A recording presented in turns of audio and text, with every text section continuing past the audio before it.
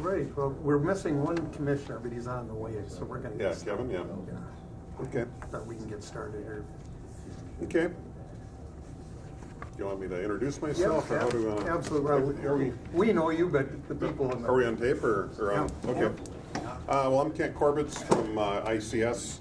I'm based out of Grand Rapids. We were hired by the county to do a facility assessment, and then during the facility assessment, the Department of Corrections decided that the jail needed to be downgraded, and it's in the process of basically being phased out or phased down to a 72-hour facility at some point. So the decision of the county board was to take a look at options on replacement of the jail. When we started this about a year ago, I believe it was, we were looking at projections for the jail to be somewhere in the $12 to $14 million mark, and then potentially another $4 to $6 million in other costs in terms of renovations of existing buildings. Specifically, there's biggest issue that the county has with buildings would be the highway department, the longevity of that department, or longevity of that building, and then the heating plant that heats the whole campus underneath it. So just to give you a little bit of an update, construction costs have they've gotten a bit out of control recently. In fact, on Tuesday of last week, we opened up bids for a school in Two Harbors, and the sheetrock contract came in at 900% over budget. Unbelievable. 900%. Well, with the hurricanes in Florida, you can't find a piece of drywall, and if you can, it's awfully expensive. So certainly hope everybody up here that had damage from the floods in that this spring got theirs. Yeah, They're doing sheetrock in our house as we speak. and I hope you already paid for it, because if you haven't, you're going to pay for it. So anyway, there's a few anomalies going on. There's been supply chain interruptions. Part of it's kind of a hangover from COVID. Part of it's the Ukrainian-Russian war, which actually impacted steel coming into the U.S. significantly. If you remember the Maripol steel plant that they held out in the beginning, it's one of the world's largest steel plants, and when you take out capacity like that, it does impact everybody. We do expect the cost to come down, so right now is a pretty bad time to be bidding a project, but we're not there, and we won't be there for a little bit. Oh, Kevin. Hey, Kent.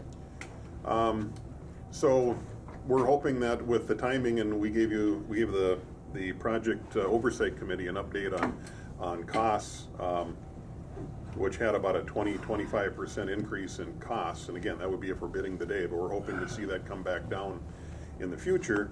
But what we did was, Wold, who's our architect, and ICS met last week. We went through and we decided that we would come back to the POC with three different options, because the option which was taking care of everything on the campus and everybody on the campus, that number was too high. And so what we're looking at is we're starting with a base of the jail only.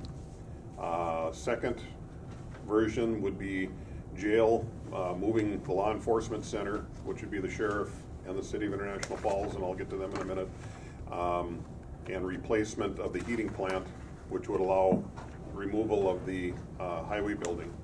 And then we'll do a scaled down version of everything in it, but we've already started peeling things off.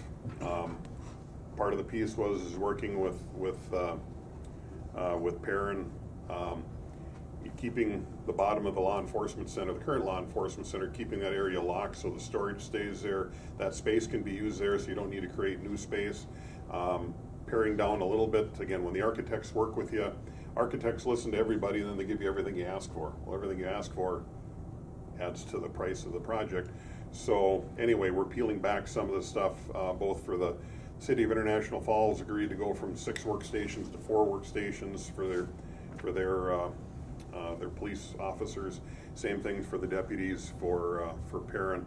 So anyway, we're working at paring back some of those things and trying to get to a more reasonable position. So when we come back and the POC meets next time, we'll have 3 options. We'll have a jail-only option. And again, we've already secured financing for that. That's specific to the jail. And then we'll have a just a law enforcement option, and then we'll have a full campus option. But all three of them will be scaled down a little bit.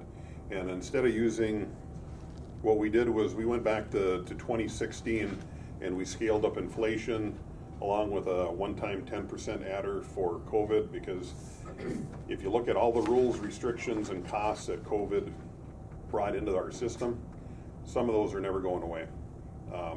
So anyway, we did that, so that gave us a different number on the square footage, and so we're using that to put together the budget, because right now we're seeing a real peak again in construction costs and bids, and right now is not a good time to be bidding, but by the time, if this process goes forward and by the end of the first quarter we have a plan that's agreeable to the board as a whole, by the time they put their construction documents get done, we wouldn't be bidding till probably midsummer anyway, or maybe late summer. So by that time, we're hoping that this stuff peaks out. And we do have George Eilertson for Northland Securities scheduled to come in December and talk to the board about projections, not only of projections on the economy to some degree, but particularly projections on lending and what the costs will be, what the different options will be, and basically to provide the board with more information in terms of taxpayer impact and what the options could be. So, at the end of the day, our job is to give you all the information that you need to make a good decision, whatever you choose to do. So, so that's the update on the jail process itself.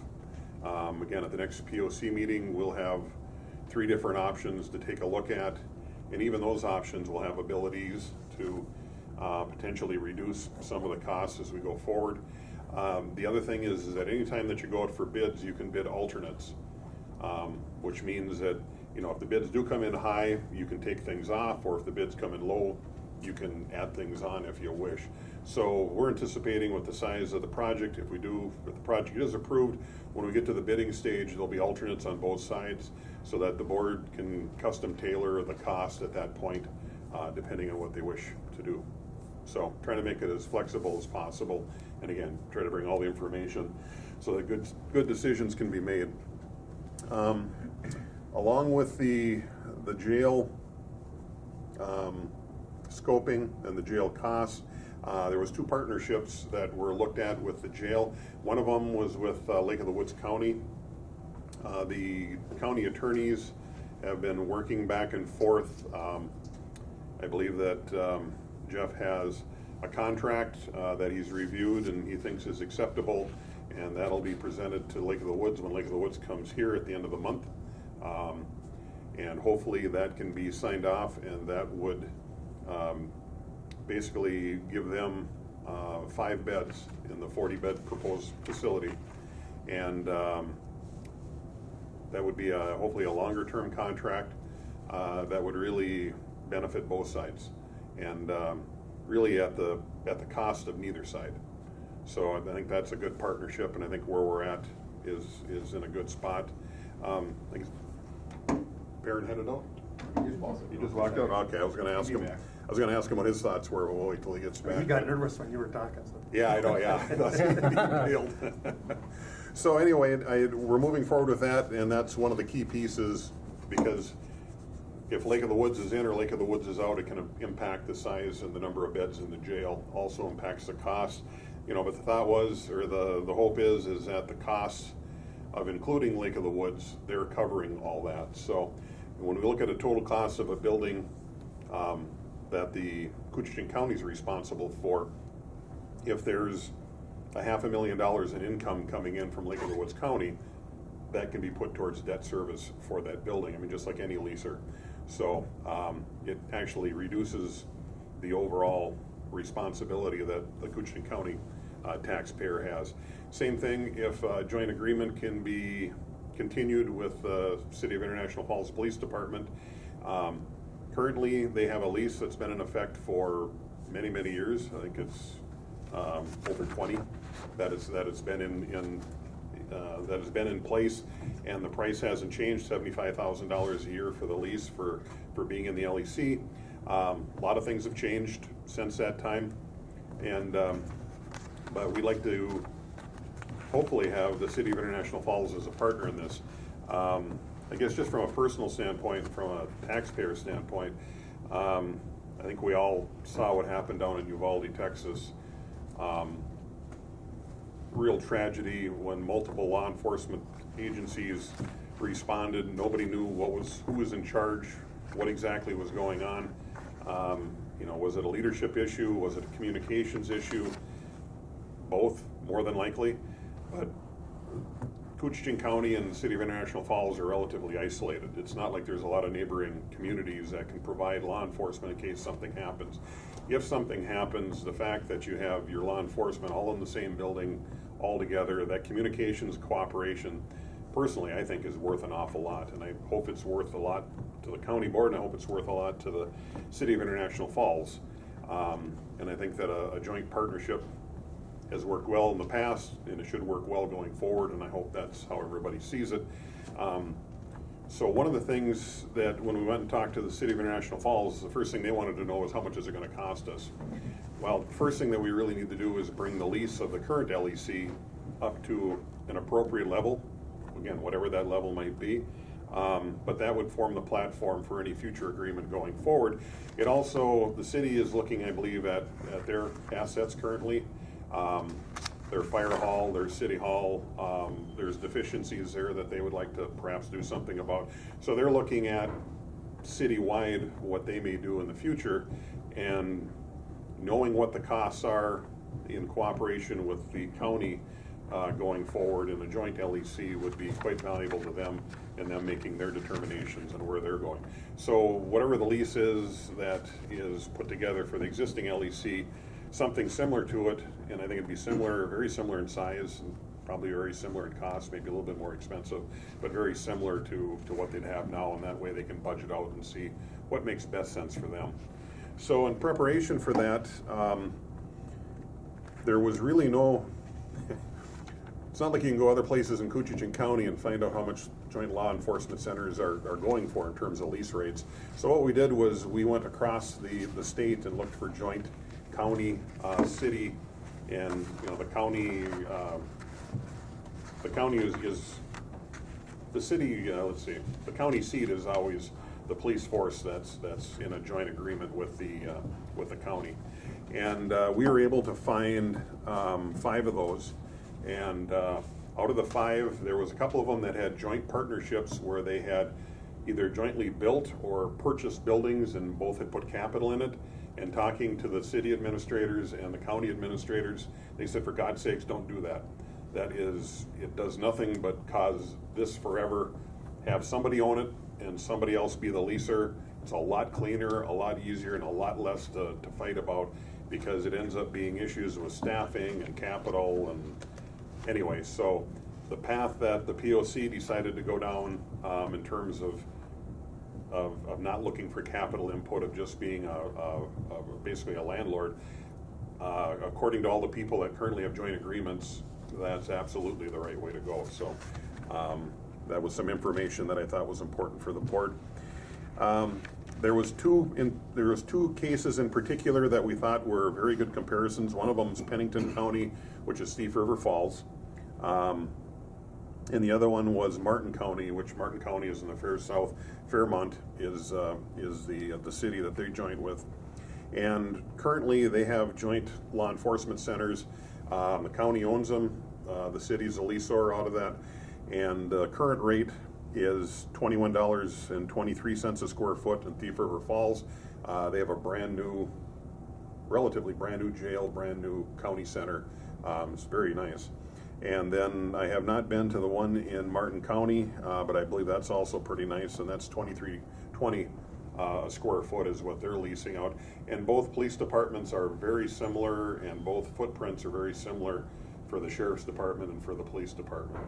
And we did look at their contracts. Their contracts are available if anybody wishes to see them, but they're pretty straightforward. It lays out what the costs are, who's responsible for it. And again, everybody we talked to said that the cleaner it is, the fewer the pages, the less arguments that there are. So the biggest thing is the split of the square footage and how the square footage in the building is set up. And so what I did was I worked with Perrin and with Mike Koscheck, the city police chief, to go through the existing LEC and break it down according to who's using what and how it's used. And it's in your packets in here. And I guess before I go on, is there any questions on the joint LEC comparisons? I just tried to put relevant information on here in terms of if you're making a decision, the key pieces on here. And again, all of this is backed up by the contracts. Those contracts Perrin has, Jeff has, and can certainly provide to anybody that wishes to read them. Some of them are pretty ugly, some of them are pretty lengthy. It depends how much time you want to spend with them. We had contracts way back when, and of course, they weren't honored. And that's the other issue. The more complicated they get, the more difficult it is to try to enforce. So keeping it simple, I think, benefits everybody. I met my friend Paul McLaughlin, and our first encounter was over that very issue, the jail. we were out in the hallways here all the way down to the, about ready to get in a fight, and then we laughed. We became best friends, and they gave us the last raise. 2 years later, they had a big turnover at the city, and then they refused to continue. Yep. And again, that shows us we didn't have a solid contract. And actually, the contract between the counties and the city is the one that I favored was actually the Pennington County one with Thief River Falls. It's a relatively short, about 4.5 page document. Again, Jeff has a copy of that, and I think Jeff also favors that particular one. So it would be very, very easy to put together a contract for the city, provided that the board wishes to go that direction. Keep it simple and solid. Yeah. Good question. Is there inflationary increases within that contract? No, but I think it needs to expire every 2 years. You can't have an evergreen one. You have to have an expiration date, and again, I think it's up to the county administrator and the city administrator to basically to make that. Unless you wish for a longer term agreement. If you wish for a longer term agreement, then I think you bake in probably 3% a year or 5% every 2 years, something like that. Or who knows in this environment? Yeah, and again, in the case for us, perhaps it's Jeff, dealing with Betty and coming up with what they think for a length of term. Because again, the city at some point is going to have to decide if they want to be a joint tenant or if they're going a separate direction or not. And what you would not want is you would not want to build out space for the city and then have them leave while the building's being built. There is an option to that, and the POC will hear about that next time we meet. But anyway, that's you want to make sure that you have your leasers locked in before you break ground. Trust but verify. Yeah. Oh, absolutely. So I just put in here, if you go through the pages, just the existing LEC. Just the blueprint of it, which areas are 100% sheriff areas. That's kind of the blue areas. Which areas are it'd be the purple. And then which ones are exclusive to the city PD, and those are blue. And at least my printer didn't print them off that well, but they're also labeled PD and they're labeled sheriff. And then how much of it is joint area, and a fairly significant chunk of it's joint area. So for on the main level, the sheriff's department has 1,780 square feet. The city has 973. There's 4,747 square feet that's basically shared by the two. Includes the locker rooms, the armory, the garages, etc. Anyway, we just split them up 50-50, and again, that was in agreement between the police chief and the sheriff on that. And so by the time we go through the two levels, we end up with the sheriff's, let's see, and I lost my spot. Anyway, we end up with a split, and we end up with, there it is. We end up with the city having 973 square feet that's dedicated to their offices, and then between the two levels, there's another about 4,600 square feet that's shared. So you have a total of 5,644 square feet. Given the age and the condition of the building, I would suggest something around $20 a square foot would be an appropriate lease amount. Again, Pennington's a little higher, so is Martin's a little bit higher at the moment. Those are both newer buildings and in a little bit better condition. And again, rents, if you rent instead of own, you know that condition is a part of what the valuation is. And again, and I truly think that there's significant value to both entities in being together and to the county as a whole. Perrin, any comments that you have? You happy with the process and going through and determining the square footage and how it's split? Yeah, I think it's an adequate representation of the space that's how it's being used. When we'd use exactly the same format for the new space, I mean, again, if the Falls chooses to partner, once the architects set it down, and again, maybe instead of 20, if again, I'm just throwing out 20 because it's yours, not mine to decide. But if 20 was the appropriate spot, then maybe with new facilities and we're a couple years down the road, you know, maybe it's 22 or it's $24 a square foot at that time. Ken, and we didn't discuss it, and I don't want to muddy the waters, but we do allow them to use our impound lot at the armory for free. We don't charge, so I don't know if we would want to put any language in a lease agreement reflecting that. Their use of the impound lot doesn't cost us any money. Yeah. It's just that we're being good neighbors by allowing them to use. They don't have storage space, so I don't. I look at it in terms of, I look at all this back space where we weren't being paid. Yeah. Something, I mean, what's done is done. But Yeah, right. As we look forward, I'd like to have tight, make sure they're tight. Yeah, a tighter agreement. That way yeah. nobody can argue and. Nope. So, and actually that's a great point to bring up, Perrin, because part of the deal is I'll go back to the city, provided that the county wishes me to, but I'll go back to the city, give the same presentation, the same information has already gone to Betty on that, but I'll give the same presentation, the same piece to them. But again, a value proposition is also the storage at the impound lot. Again, don't know what's going to happen to that facility. I don't know if it's worth it because we're not guaranteed to hang on to it No. forever, so we could lose that. So I don't want to.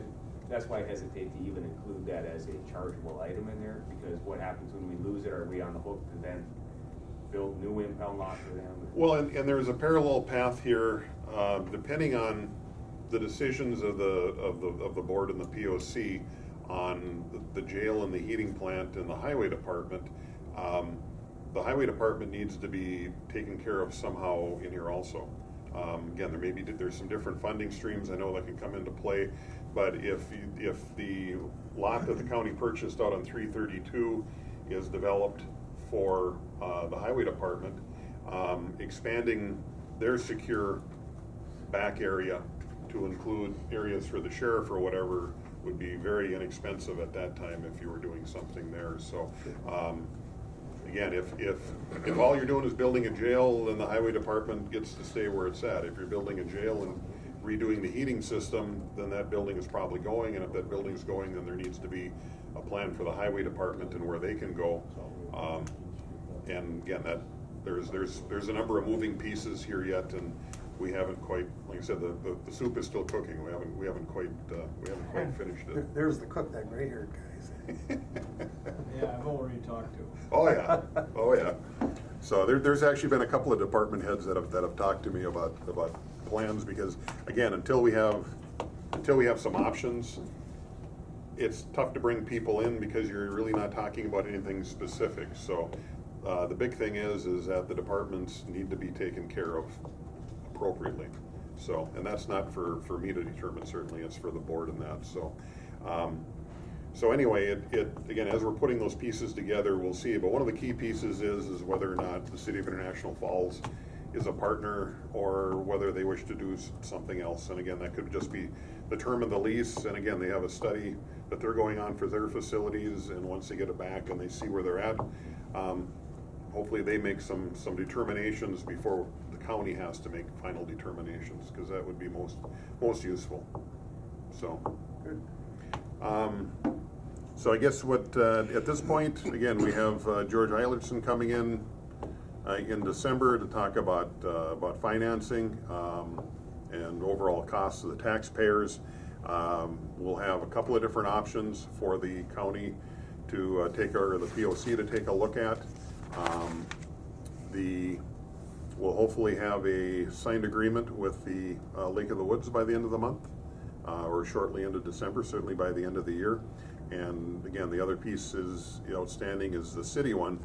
And as part of the contract, when we first got together, we said that as a group that we would present the board with multiple options, and multiple options meant with partners in or partners out. So, that's all part of what we were planning on doing anyway. So, we should hopefully have that by the end of January, beginning of, or maybe middle of February.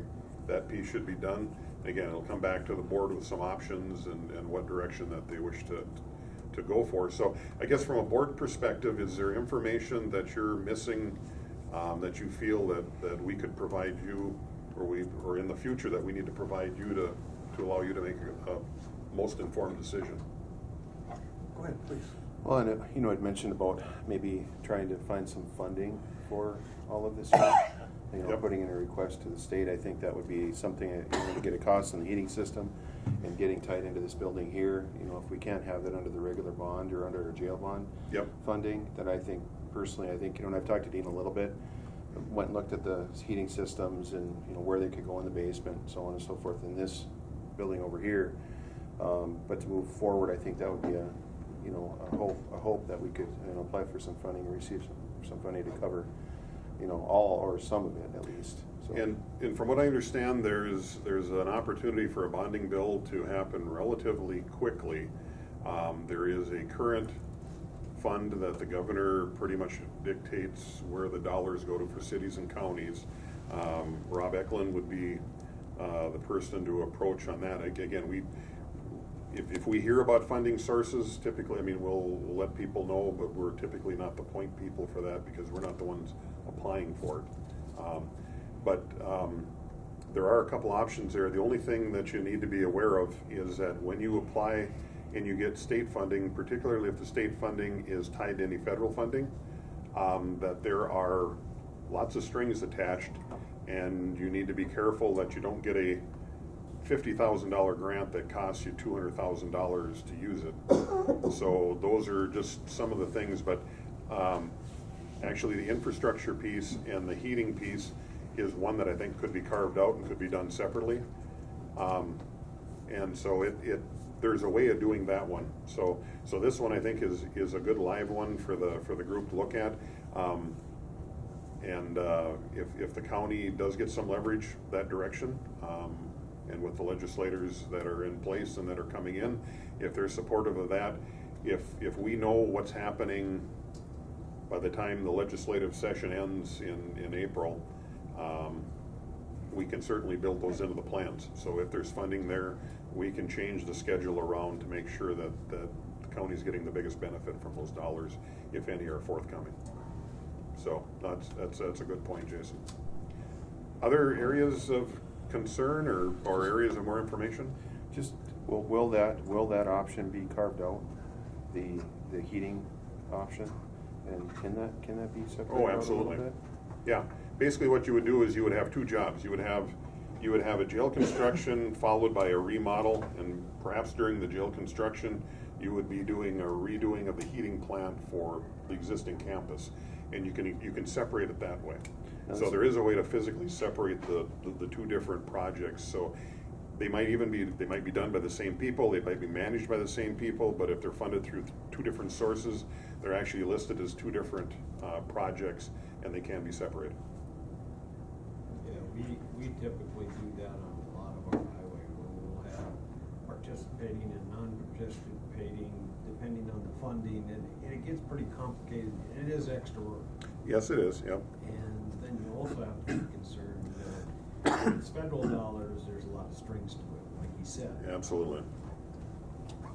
Disadvantage, and all that other stuff, and it does add cost and environmental issues. Well, again, and that's why you you need a partner who is smarter than the regulations to make sure that it comes out properly. I'm not sure if that's me, but I think I work with people that are. So anyway, again, if you can carve it out so that you're doing an infrastructure project for the heating of the existing courthouse and existing properties, that I think can be done. You know, I think we had a price, it's about $800,000. We'd have to tighten that up some, and in fact, they're currently working on it, the engineers that we brought up a couple months ago. So they're doing an option for the jail only with a heating plant just for the jail, and then they're also doing a site-wide plant, but they're looking at just replacement of the existing heating.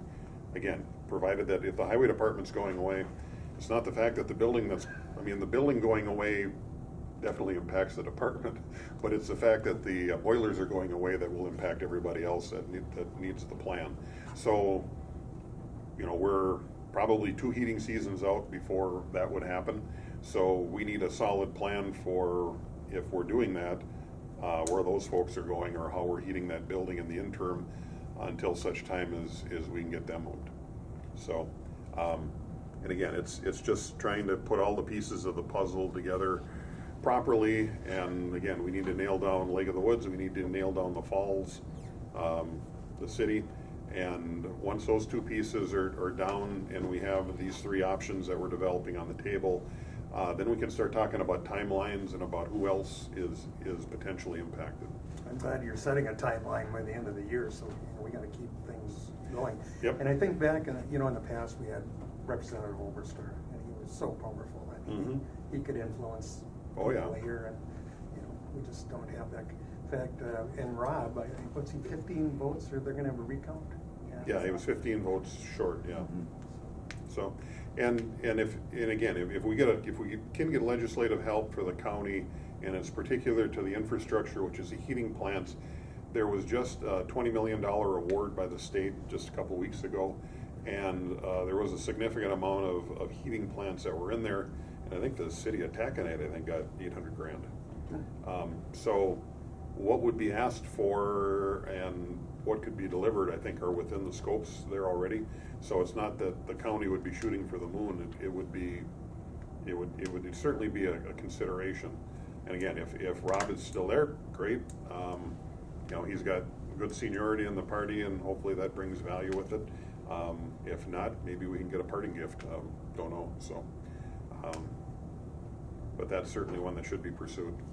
But again, we'll have to compartmentalize it so that it doesn't impact the full project, because there probably would not be enough money there to make it worthwhile for the whole project then. Other questions or concerns, areas that we may have not addressed yet that the board would like addressed? Congressman Stauber has been very beneficial to us. He came from a law enforcement background. He was on corrections with me for several years. So, great guy. Yeah, I actually know him pretty well. So, all right. Any questions, comments? Perrin, any concerns from your part? We're doing what we need to do for you, and Doing a great job. okay. Trying not to put anybody out in the cold. So we're not there yet. I think the main thing for the board is to keep the public informed of what we're doing, as we move forward over this long project. Well, I mean, it's a significant investment for the county. There's no doubt about it.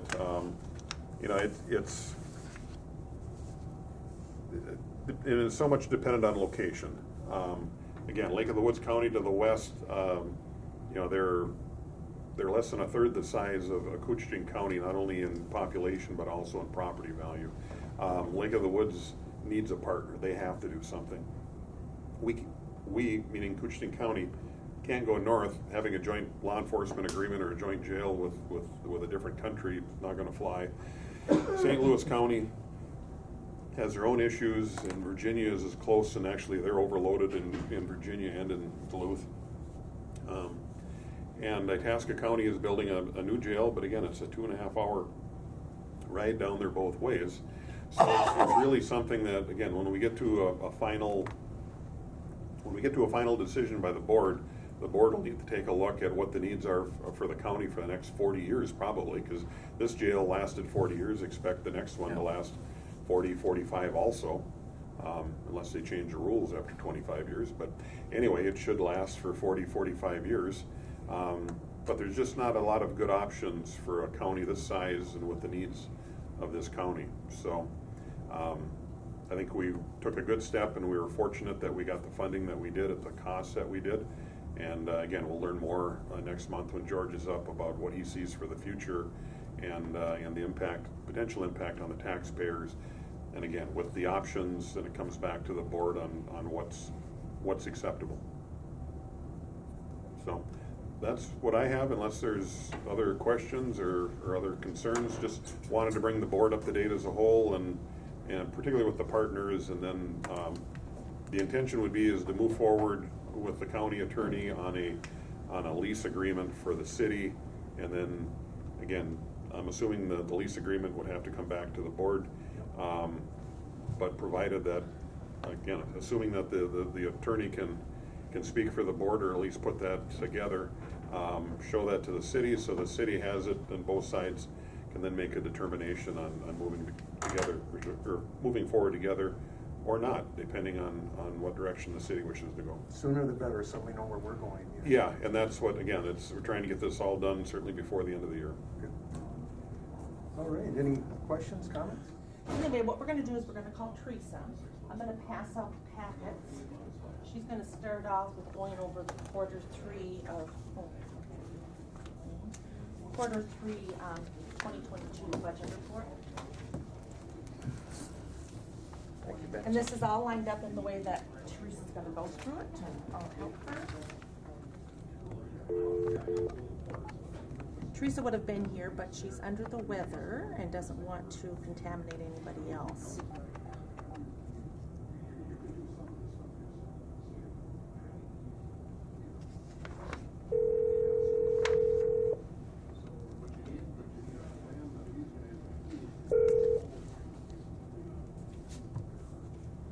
Hello. Hi. Hi. This is the county board here. I'm gonna turn this up as loud as I can. That's it. Okay. Teresa, you're not in Mexico, are you? Not till January. Can y'all hear? The Charleston next month, and then Mexico in January, and Punta Cana in February. Oh, good for you. Retirement, that Yeah. sounds great. It is really fun. Well, thank you for helping us out, too, so. Well, I'm sorry I can't be there in person, but, I'm not looking that great, so better on this year. Yeah, Betsy said you're a little under the weather, so we just appreciate you helping us. Yeah, I haven't been sick since February of 2020, so I don't know what this is. I thought it was COVID because it was a sore throat, but nope, it's not COVID, so I don't know what it is. But it's getting better. That's good. Yeah. All right. You guys all ready to talk about budgets? Yeah, our favorite thing. Yeah, your favorite thing. Boy, I've been through many of them with you. Right? 1993. Yeah, well. And we've made it and survived, so. Yep, every year it's something new, so I'm going to just start. I want to give you guys a recap from the quarter 3 22 budget, just so we kind of roll into 23.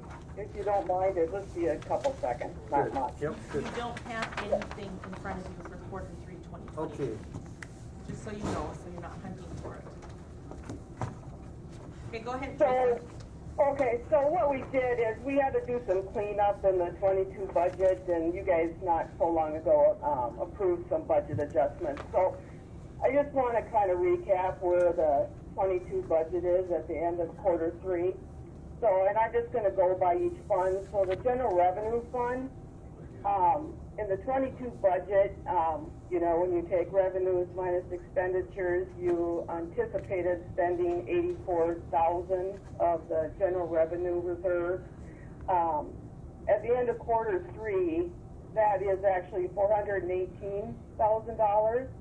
But a lot of that has to do with the flood. Sure. Because as of the end of quarter 3, the general revenue fund was covering like $1.3 million of the flood expense.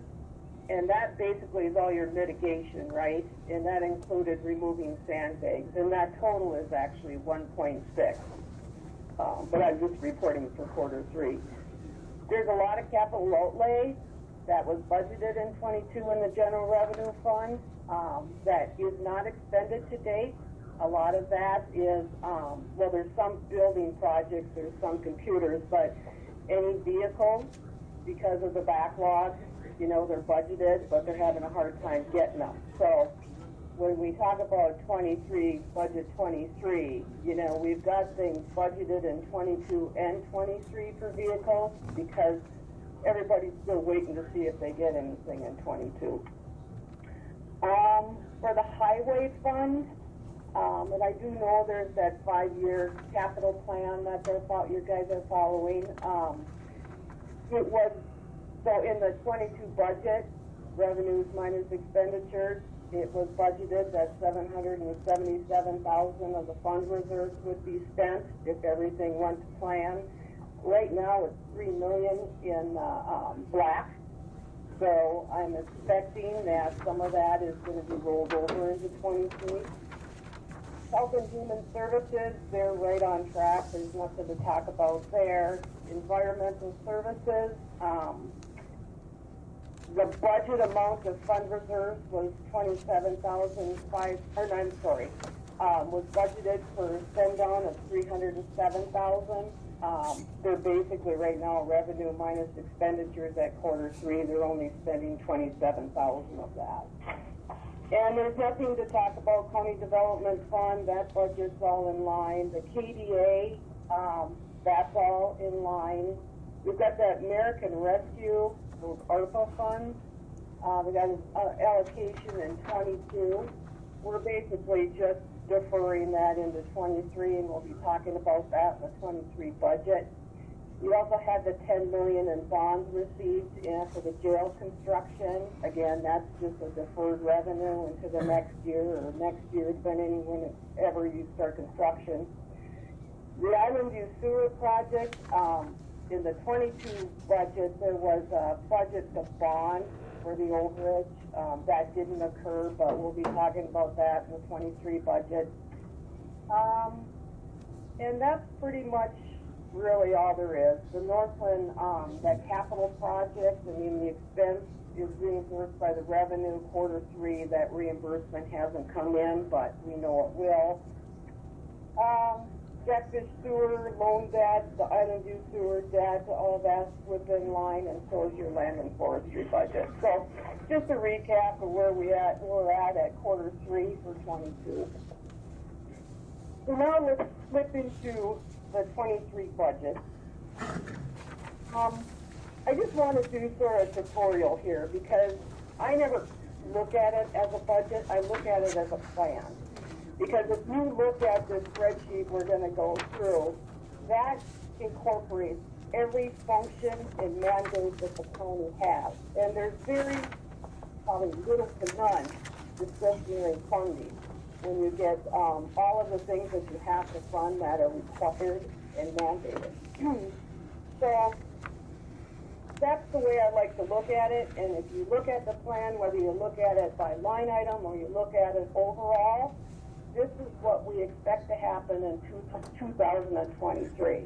And of course, we have to finance it, and that's the budget part of things. The one thing I just want to mention, and this is just sort of a review for both the board and administration, but quarterly reports are important because at the administration level, when you're looking at the budget every quarter, there might be adjustments you have to make because maybe the board approved a new grant that's not in the current plan, that's got to be incorporated in.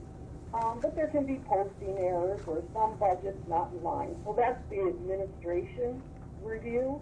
But at the county board level, you know, you guys should be looking at it too because it's your plan for 23. And things change.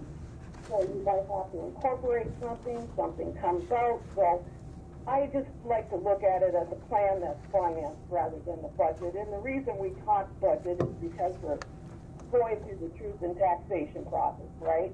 And it talks about levy and it talks about budget. So the first thing I want to do if you guys should have that big spreadsheet with all the expenditures on it. Yes. Yep. Says expenditures at the top of it. I'm actually gonna go through this by fund, and I'm gonna go through the line items, but I'm not gonna spend a whole lot of time on, I'm just gonna hit on points, okay?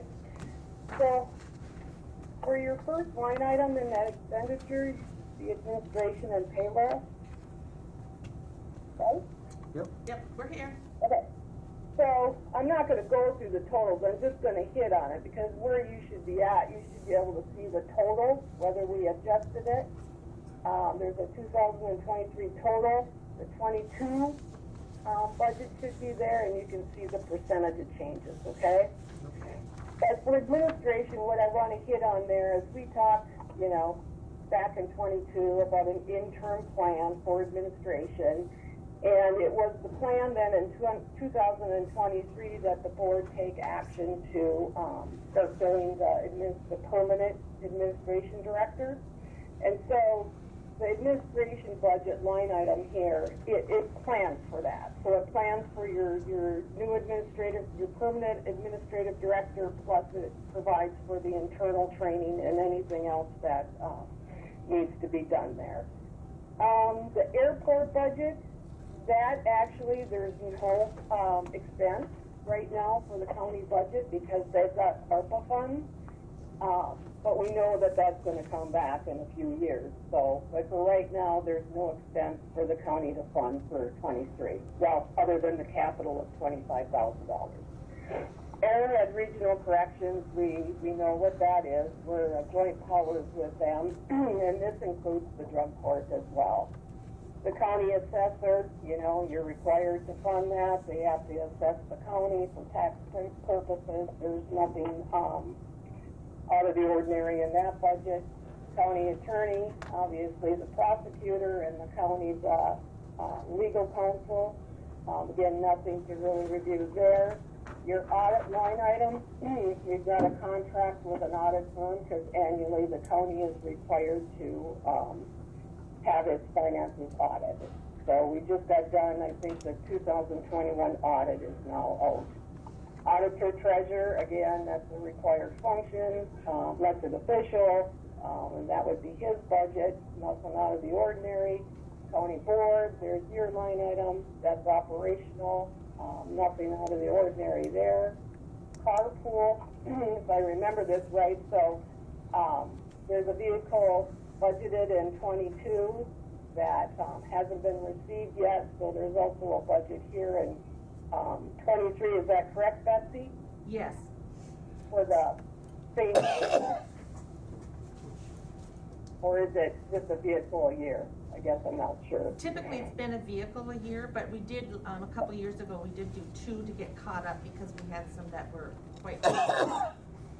Okay. And so if next year, then we have budgeted for 2 vehicles because we haven't gotten them this year. Okay, yeah, so there's an overrun there.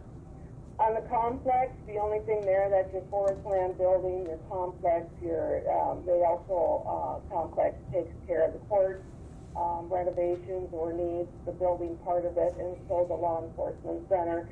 The only thing in that line item is there's a federal grant in that line, in the complex budget for some court renovations, so that's offsetted on the revenue side. That's by, under county law that you can create this building account. Right now, there's like 200,000 into that. Normally, Jenny had put the dividend we get from NCIT in this draft. I used it as general revenue, and I didn't put it into the sinking building. So there's no revenue going into the sinking building for 23. The contingency, so this is the part where you always have to have this unbudgeted amount for unforeseen circumstances. But we also have it in there because there's adjustments that are made in the budget. It can be as simple as, an employee can change from single to family insurance. Obviously, more cost in county dollars. So there's always a personnel amount in here so we can make the adjustments necessary. There's also what I did in here, is because as we go through these line items, you're gonna see in this draft that we cut new requests. So I did build back the money into the contingency so you can reconsider those if they become a priority, a need, or whatever in 23. But the big thing I want to talk about is I put a $500,000 plug in here. And at first I put it in here because we were going to talk about this overage on the Island View sewer, but that's not really the concern right now. I mean, I just put in the plug partly because of there are administration expenses in that overage that were not in the budget, such as legal and surveying. But now I'm rethinking that, and I want to talk about at some point, you know, what is your plan in 2023, looking forward for building that new jail law enforcement center? In 2023, is there going to be any renovations of buildings or anything there where you're going to need some money to get that done for pre-plans, let's say, for the construction?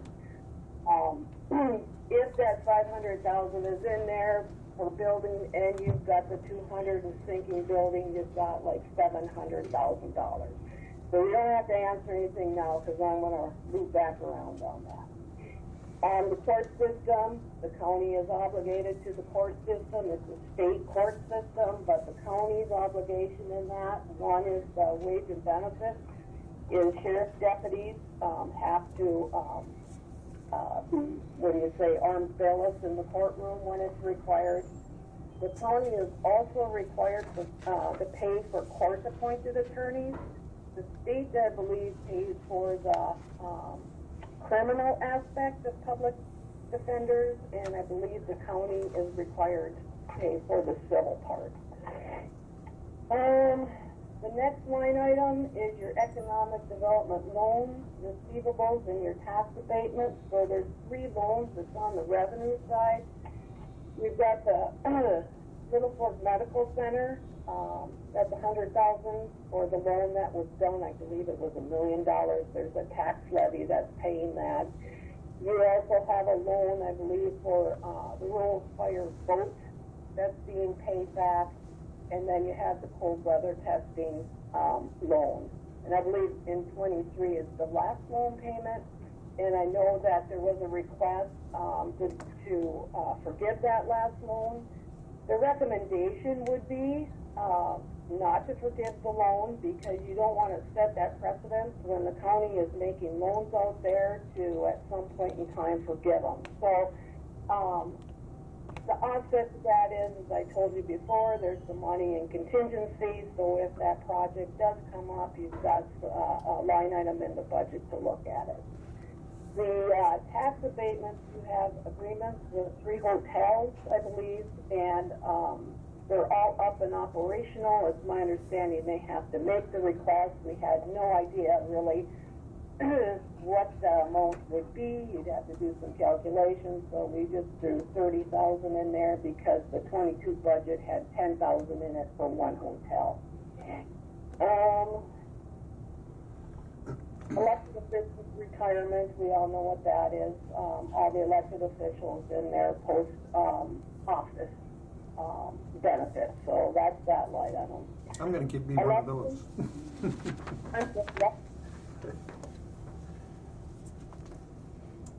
Did you have a question? No, I just said I'm going to be one of those pretty quick. Yes. Yep. Elections and HAVA. So elections budget, it's a non-election year, but it looks like the auditor did put some money in there because there will be a special election, I understand, for filling the vacant county commissioner seat. HAVA is basically federal funding that comes in to support the election, and most of that is used on the machine. Emergency management, so we know we have a contract. It's with Willie Koochiching, the Sheriff's Department, and there's a match. It's a federal grant and a county dollar match. Information systems, that's your IT department. Insurance, obviously that's your insurance premiums through Minnesota County's Insurance Trust. Law library, I just want to get on this for a minute, and we're going to talk about this when we do some fund balance reviews, but law library is a restricted account, okay? You've got a budget for it, but the revenues come from the fines, and it only can be used for the law library. And so when these things get incorporated into the budget, it's best to always have the revenue equal the expenditure, because when it doesn't, and I mean in actual it can be anything, but in the budget when it doesn't, then you've got to make sure that, for example, if you've got less revenues than expenditures, you make sure that the county dollars aren't covering that. We've got to always make these adjustments to make sure that the restricted fund balance for these accounts are covering that. And I'll kind of hit on that later. Medical examiner, we know we're required to have that. Here's your central service, postage, telephone, photocopy, your county recorder, and then there's dedicated revenues as well for technology for that department, and also for recorder projects which are intended to improve land documents, so automation. Your safety, you've got a safety committee, that's just for their training. On the sheriff's department, so this line item includes everything from the regular sheriff's department to the boat and water to the stone guard and everything again. The one thing I want to say on there is, well, a couple things. First off, in this budget, in order to get this thing balanced, we did look at those ARPA funds, and we're looking at using,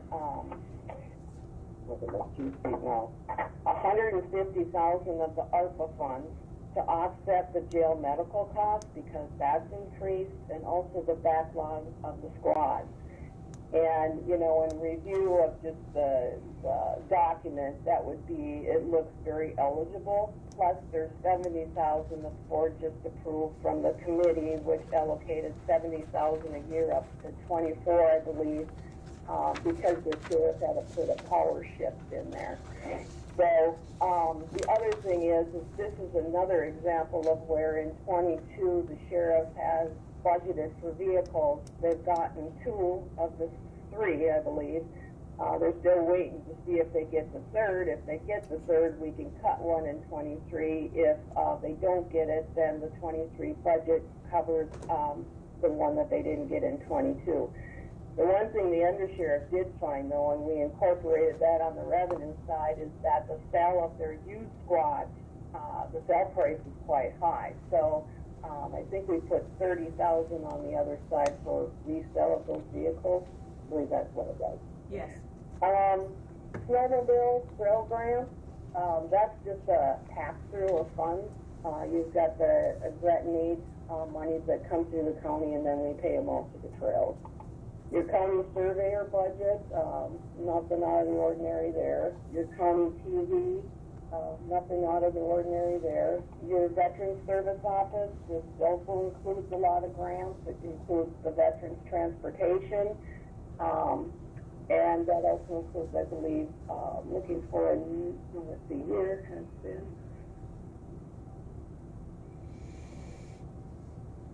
Yeah, so nothing out of the ordinary there. So now we're going to get into these appropriations, right? And so everything that the county can pay money out to has to be somewhere tied to law, right? So you've got economic development powers, so obviously that's and you're tied to the KEDA anyway through a joint powers agreement. I know they were looking for a new funding request of $25,000. I'm not sure, because it's a city-county partnership that the city's being asked the same. But again, as I told you, just to get this thing balanced, we did cut out anything that was a new request. Again, hopefully there's money in the contingency, maybe not to cover it all, but you can always go back and reconsider. Service to shelter, again, you can fund this. It's public assistance for homelessness, but again, we cut that. Food shelf, again, it's a new funding request over what you gave last year. The City of International Falls Ambulance. Now, it's my understanding that they weren't really sure. When they came and talked to you, they said something on $250,000.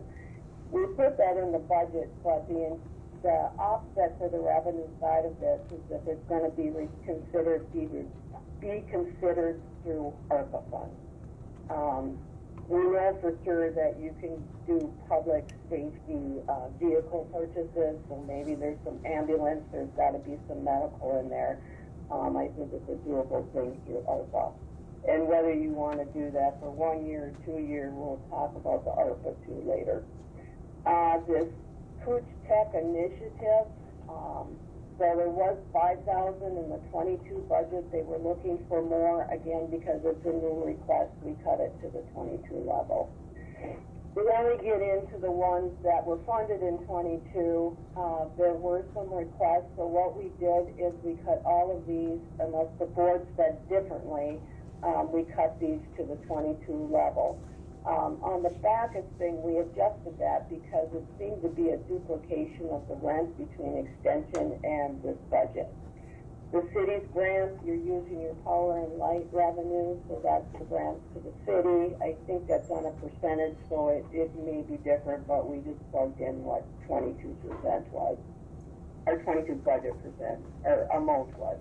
The drug court, again, we support that through the court system, but we're doing that with the Arrowhead Regional Correction budget. County Extension put in their request. Again, we adjusted, I believe that was for rent too. That's where we adjusted the rent. I think on the Bacchus, because I don't think the board made a determination, we cut it. That's what we did, we cut it to the 22 level. The fairs, the board made a determination on that, so we left the budget. The Historical Society, and again, as I'm going through this, just always keep in mind that the board can fund these things because the law requires it, right? So on the Historical Society, the county board under law is required to preserve the history of the county, and that's why you're into the Historical Society. The Humane Society is the same way because you're roundabout way, whether it's through the sheriff or otherwise, responsible for the humane treatment of animals. And then you get into the KEDA. This line item is again just a pass through. So the way it works now is IRRB money is allocated to Koochiching County, and by law, percent goes to the KEDA. So it comes to the county, and we just pass it through to the KEDA. The KCCTV, we just left that budget at the 5,000 request. The libraries, so you have the Arrowhead Regional Libraries, you're required to, there's a whole thing with that, but you're required to fund that. And then there's supporting the Library of North Home. These items I took off later. This Ring Lake cattail thing should just be deleted, but I left it there, I suppose, because they had a 22 budget, nothing for 23.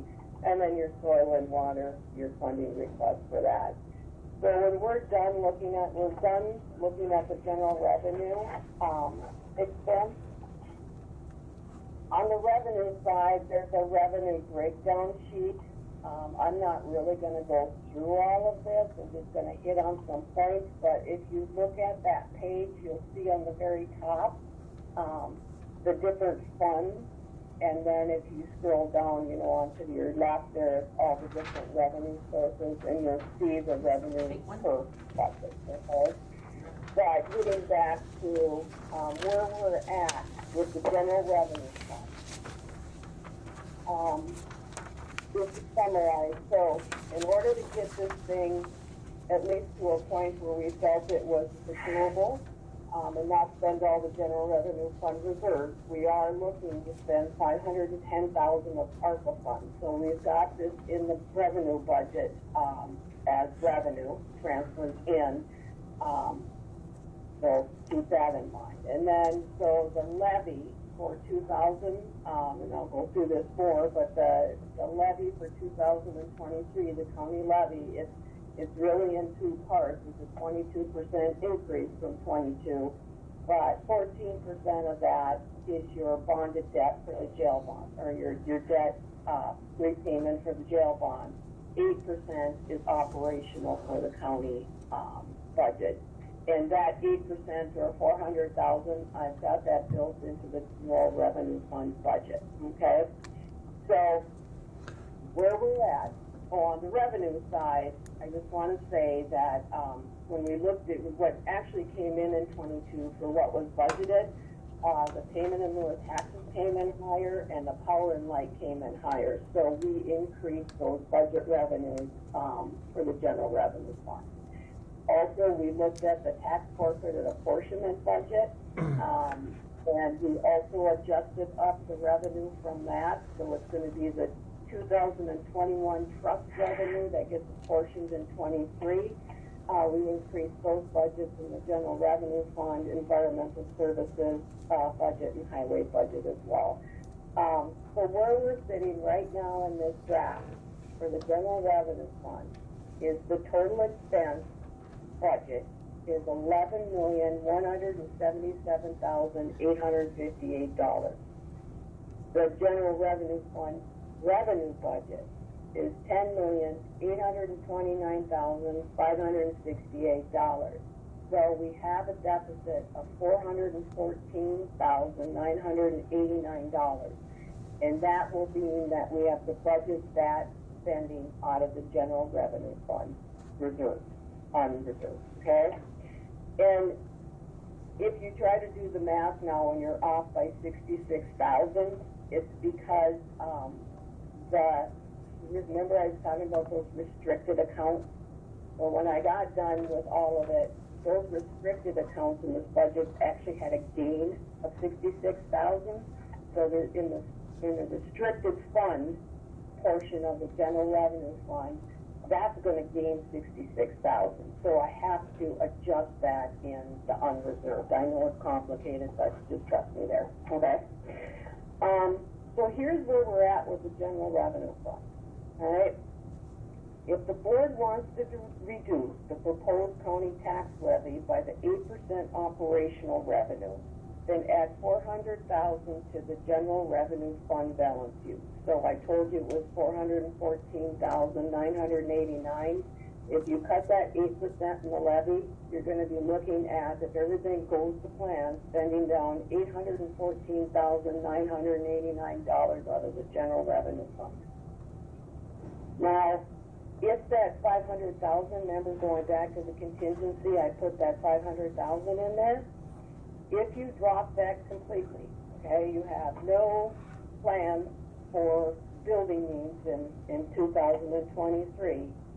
If you drop that and the 8% levy increase, you'll end up using $314,000 of fund reserves in the general revenue fund.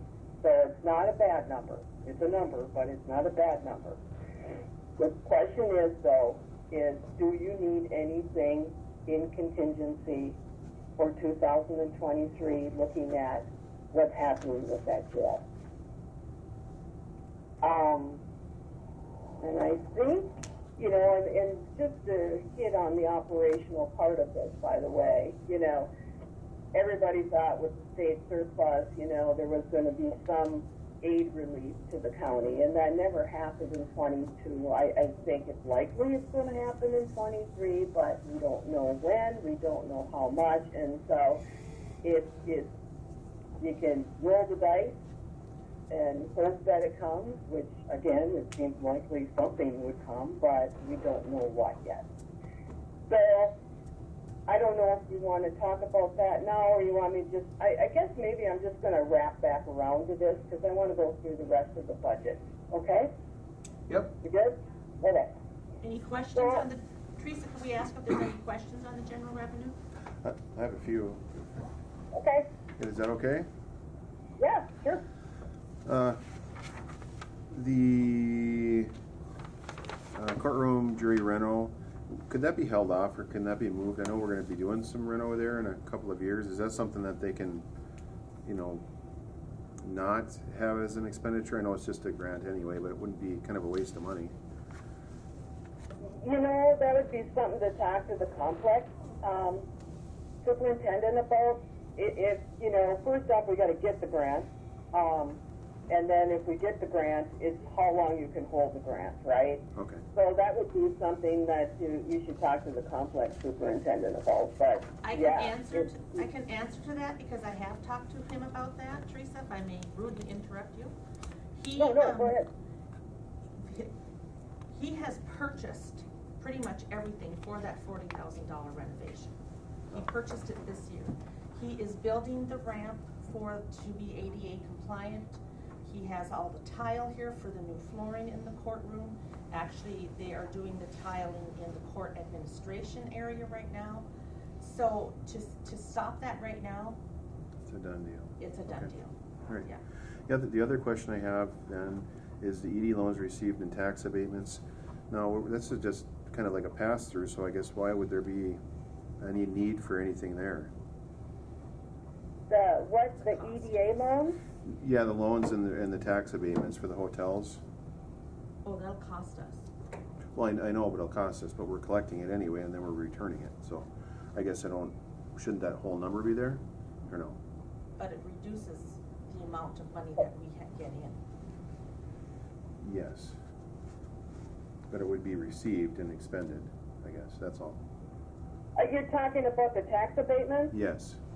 Okay, so you want to show the expenditure in the line item, and you're right.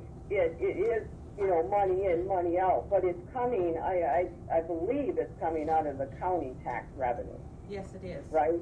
Yes. So, So when you look at the revenue side of things, and you look at the county levy for the general revenue fund, there's the revenue side of it, right?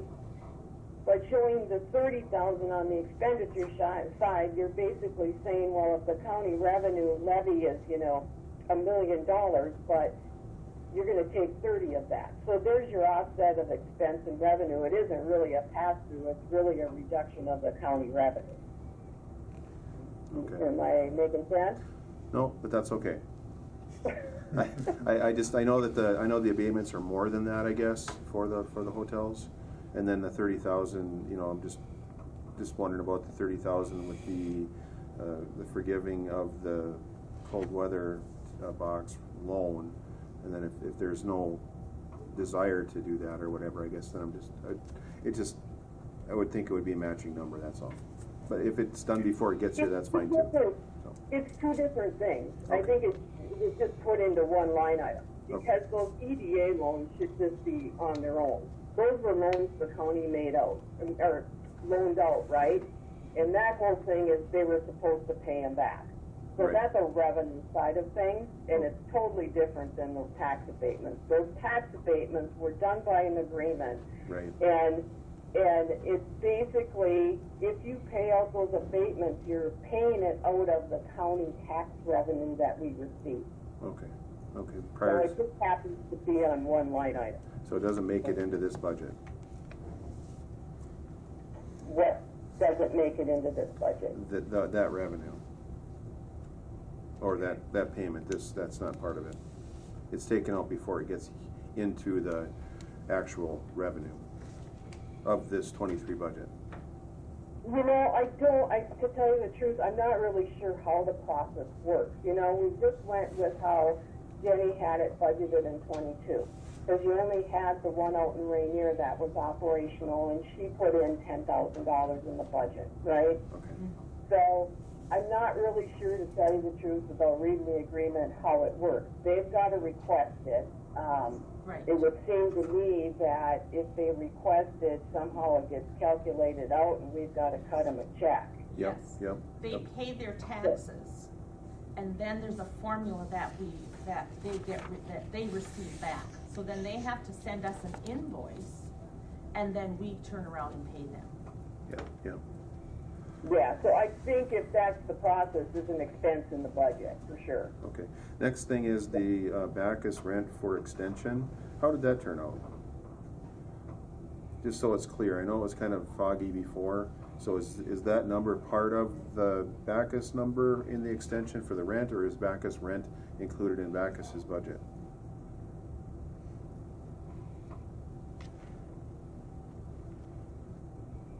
know, there was rent being requested in two budgets. The budget of Bacchus requested rent for extension, and then extension requested rent for extension. Extension doesn't want to show the rent in their budget. They don't, okay. They do not want to show the Okay. rent in their So that was removed from their budget then? Okay.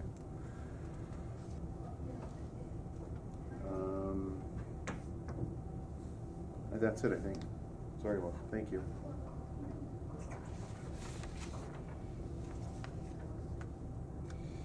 We still got you? Did we lose her? I don't know. I think we lost her. Are you still there? No? We might have her phone on mute. Not sure. Calls there, huh? Teresa, did you put the phone on mute?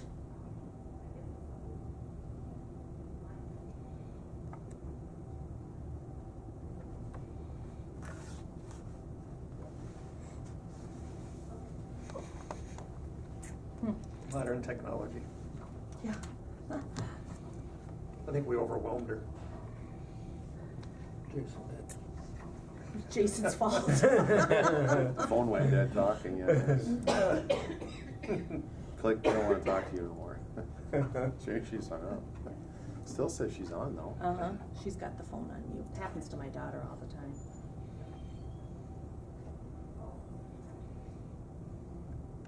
I'm gonna hang up and I'm gonna try calling her again.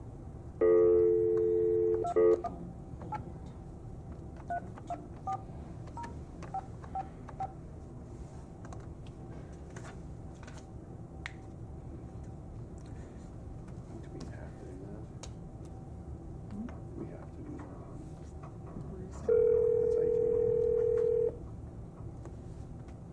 Yeah, it's that Cat 5 project. Okay, you've reached 324055. Leave a message and I'll get back to you. That's John's cell phone. At the tone, please.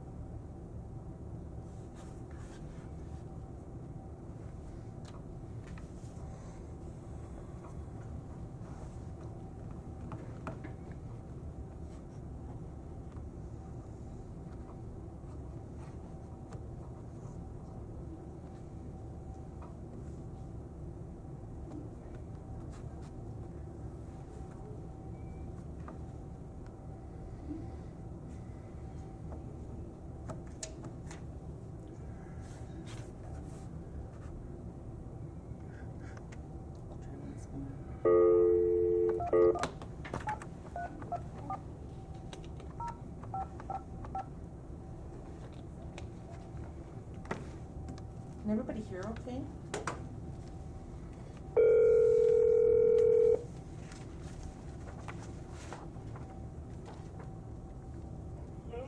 Hello? You're back. Yeah, I don't know what happened, but, you know, I'm not really good at these phones either, so. Well, we've got you back. That's all that matters. That's great. Okay, so let's talk about the county development budget, and again, this is every fund budget we're talking about. So the county development budget, there's no major issues, expense or over revenues, anticipating use of fund reserves by $50,000, which is pretty general. Again, the revenue that comes in that is the revenue that comes out of Concom lands, and it just depends on what kind of sales they have. So, environmental services budget, the budget's looking for some software and the transfer station scale, which we're proposing in the draft to use 127 of the ARPA funds to cover the cost. After that, expense or over revenues, anticipating use of fund reserves of $110,000. The highway budget, the budget's following a 5-year capital plan with expense over revenue, anticipating use of fund reserves of $1,585,000. But when I talked about the quarter 3 budget, I'm anticipating that there are going to be revenues in 22 that are going to be referred over into 23, which will reflect in the fund reserve. But we are going to talk about that at some point because even with the sales tax and the level of expenditure in that 5-year plan, the fund reserve balance in there is going to need some attention at some point. The Islandview Sewer Project. So what I'm recommending, that we know there's an overage in there, I'm recommending that the management committee meet with the environmental service director and administration to review and recommend a payment plan for that overage. We've prepared a report for the committee. There's expenditures outside of the construction budget. There was some challenges in there. There's some extra legal in there. There's legal for easement. There's some surveying. So those were all outside, and we need to determine that number. That would be a number that the county budget would have to cover, but as I thought about that, it's a 20-year repayment plan, if not plus, and so we've got time over every budget year to budget for whatever the county's got to cover in that. So anyway, at some point, I think at the end of the meeting, Janelle's going to be asking for a management committee. Matt's been talking with the financial advisor and myself, and so we do have this book prepared. ADA, expenses over the revenue, anticipated use of reserves of $46,000, no new funding request in that budget. Land and forestry, expenses over revenue, anticipating use of reserves of $111,000. Health and Human Services, expense over revenue, anticipating use of reserves of $269,000. The county jail, in this 23 draft, we put in an expense budget of $9.7 million, but and that's just offset by the jail bond revenue that you received in 22 for construction of the jail. But I'm not sure if that's in the plan for 23. I'm not really sure what the plan is for 23. My guess is you're just going to continue planning and funding for that project. And then the other part would be, what is it you need? Is there any actual groundbreaking or renovations or remodeling or moving in 23 to prepare for construction, say in 24? So again, that 9.7 is in the expense budget, offset by the bonds revenue received. But in my head, I keep thinking that probably doesn't need to be in the budget for 23. It doesn't hurt that it is. Jackson Sewer debt, I just a review of that. It's almost to its 20-year ending. It's paid by sewer assessment and the debt service fee. And anything, the debt service fee is always intended to run beyond the 20 years in case the debt isn't paid by the 20-year period. And of course, new hookups that go into the system. There's a policy, there's a hookup fee, and that revenue goes against the debt, in addition to the cost of putting it in the county jail bond debt. So of the county levy, again, the 22% that we're looking at, 14% of that is to start paying back for the $10 million borrowed on the jail bond. The first payment on the debt is August 2023, and that's the interest payment. And the second payment of principal and interest is due in February 2024.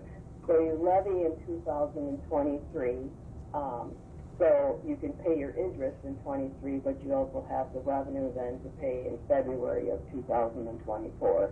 And I know that we've gone through this review again, but just, a side note, when you levy a tax for the first year, your tax collection is somewhere like 97-98%, right? So you're always going to see the small percent come in as a delinquent tax. Plus you're going to get miscellaneous tax, and you'll get penalty, and it's all dedicated back into this debt based on the tax rate for how much is taking up the county tax levy.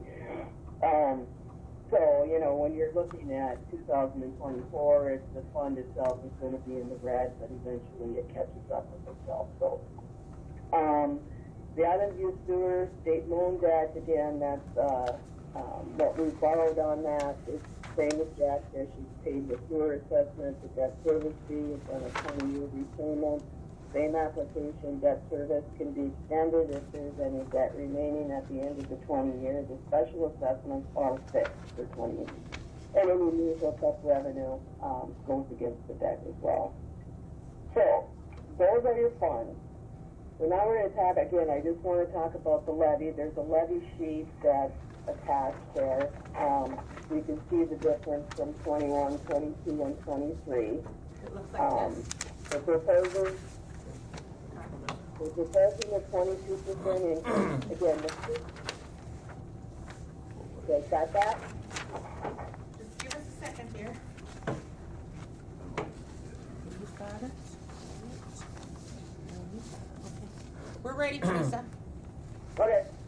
So basically, you're just looking at the county level and how it's broken down by fund from 21, 22, and then 23. So you can see, and looking from 22 to 23, we're looking at a 22% increase, or 1.90,000 there. 14% of that is 690,000 to start paying on the jail bond. And absent any other revenue that comes in, that some kind of windfall. The levy is going to pay back on that 10 million. So the other is the 8% operational, and obviously, again, we didn't get any adjustment in the state aids. Prices are increasing, costs are increasing, and it was just a matter of, funding for the operational budget. Again, if you look at those, the general revenue fund again, and you take out, if we don't spend that 510 in ARPA, you got to add that to that deficit. If you drop the 8%, we got to drop, add that, but then we can take off 500,000 in contingency. So it's going to all be a balancing act. I do want to, before we swing back though to those decisions, I want to go through the fund balances for a second, and there's a handout for that. The next 2 pages. I'm going to give you a little bit of accounting. I won't bring this out, but it's important to kind of understand these things. As you guys have that, it should say 2023 Koochiching County fund balance projection. We've got it, Teresa. Okay. So the first is your general revenue fund. So when you look at your balance sheet, right, you've got assets minus liabilities, and you've got a fund balance. Your fund balance is your equity. It's your long-term equity, okay? And we always look at everything on a modified accrual. So when you're looking at the accounting system, when we do our quarterly reports, we're always doing it on a cash basis because we always want to track everything when it's coming in. But when you're looking at your equity and your best picture of your financial year, we do it through a modified accrual, and it's simply this. If you put the year 2022, what modified accrual does, both expenditure and revenue, is it takes out anything in January, February, and March of 2022, and it puts it back into 21 where it belongs, okay? And then what it does then for January, February, and March of 23, anything related to 22 gets put back into 22. So when you look at a modified accrual a year, you're looking at your best picture, financial picture of that year. And so when you look at these fund balances, that's how we're looking at it. The general revenue fund. Okay, so at the 21 audit, so this is coming from your financial audit, the general revenue fund has $8.4 million in it, okay? 1.9 million of those are those restricted funds. Again, that's your 911 money that comes in, that you can only use it for that. It's any grants that come in that are restricted to use. It's, your Fulton water, it's the law library, it's all of those, okay? Then the next line is committed funds. Okay, now the board actually established these, and the board can uneestablish these. But the committed are things like your sinking building, your veterans transportation, all of those things where you're trying to build funds for. and, plan for it.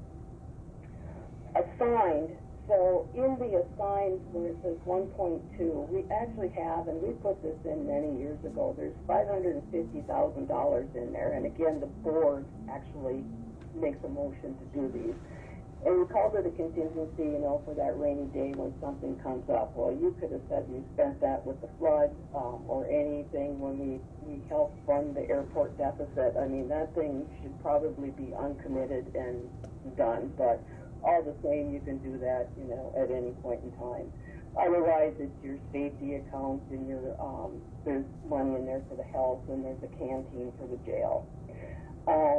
So, when you get done, when you take that fund balance and you take out all those things that you can't touch, right, or set aside, then what we do is we say, okay, the 22 budget, when you were all done setting the general revenue fund, you said that the revenues minus expenditures, we were short $88,000, so we're going to budget spending $88,000 in the 2022 budget for general revenue.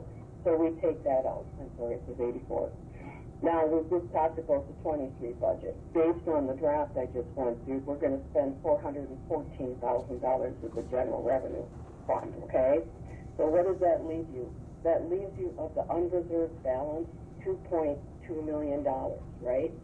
And you're always trying to put cash flow away. I mean, everybody likes to, the auditors recommend it, right? They want 3 to 5, I think it's 3 to 5 or 3 to 6 months of cash flow reserved in your fund balance. So if you look at an $11 million general revenue budget, you should have 4.5 in cash flow. We've got 2. And so anyway, even taking out what's the $2 million, your long-term projection for your equity going forward is 2.2. And so it's not meant to scare. It just means that you've got to watch these balances, because you can overspend, you can, put a bunch of things in there, and then all of a sudden, your fund balance is not in the black anymore, it's in the red. So the other thing I want to cover, just mention in there, and it's highlighted on the side, that, in 2023 up to the point, well, actually in 22, going into 23, that fund balance is cash flowing $1.6 million of that flood expense. Now, it's not scary, because I don't know why that wouldn't be reimbursed. It should all be reimbursed because it's all mitigation, right? But that just shows you where you have to have your cash flow, because there are things that happen where you need that fund to flow things until you get the revenue. The next one is the highway fund, okay? So your 2021 audit and your fund balance, your equity was I'm rounding up to $3.2 million. $255,000 is reserved, restricted, for inventory, okay? So now you take out, in 22, you take out what you expected to spend down in the highway budget for 22 of reserves, which was that $777,000. And then looking at our 23 budget, we're looking at 1.58, you want to call that. So where you left after that, you've got $571,000 into that reserve, and you've got nothing, after. That's assuming all of this flows the way we've got it budgeted, right? I expect that 22, there's actually going to be some revenue over expenditure into 23. But even if you look at that and you look at that 5-year plan, this highway fund, even with the sales tax, unless we get a big boost in that, I think we budgeted up to $600,000 of that in the 23 budget. Maybe it'll be $800,000, let's hope.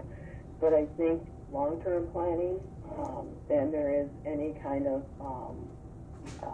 new aids coming to the county, we should really be looking at building some more reserves in there.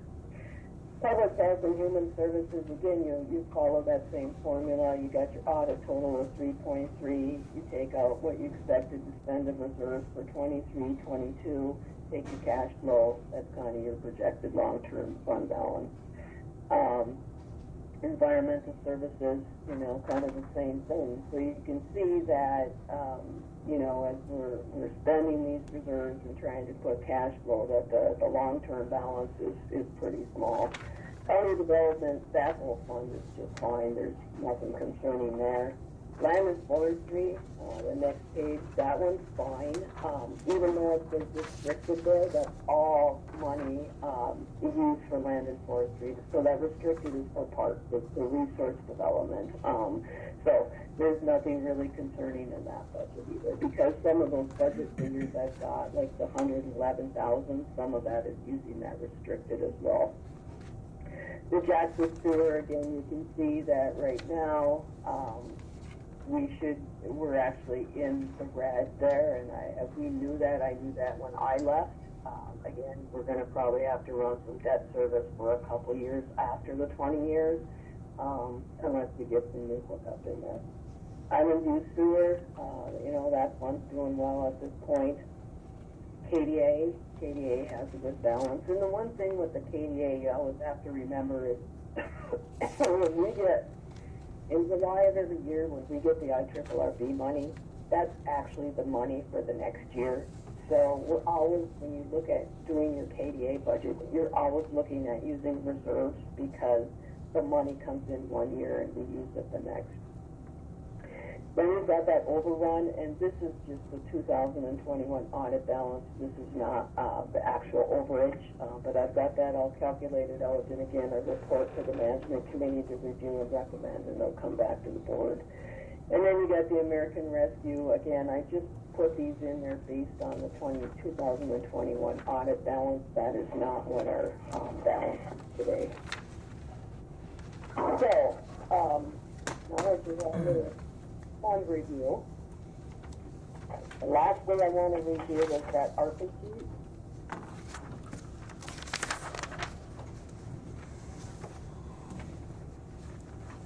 And again, I just want to emphasize that if we don't use the ARPA funds that we're projecting in this 2003 draft, then that fund balance in the general revenue fund is going to look a lot different.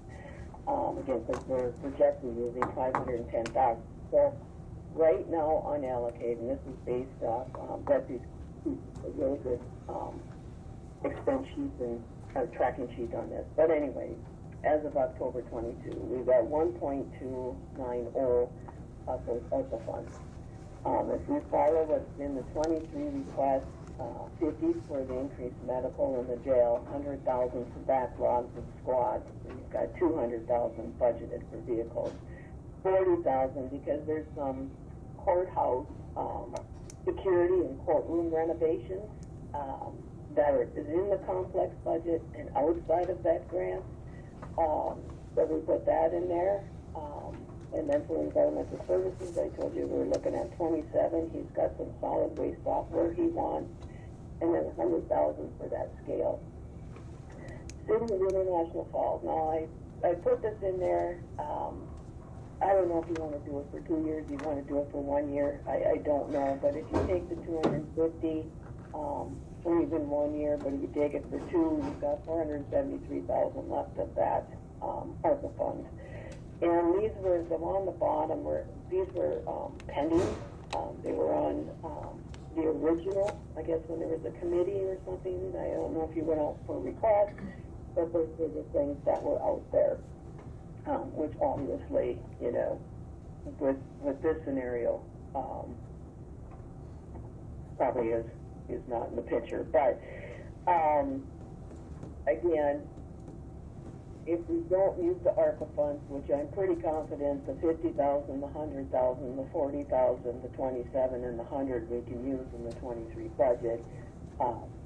What we want to do with the ambulance, even if it's for 1 year, then add we're probably 600,000-700,000 left.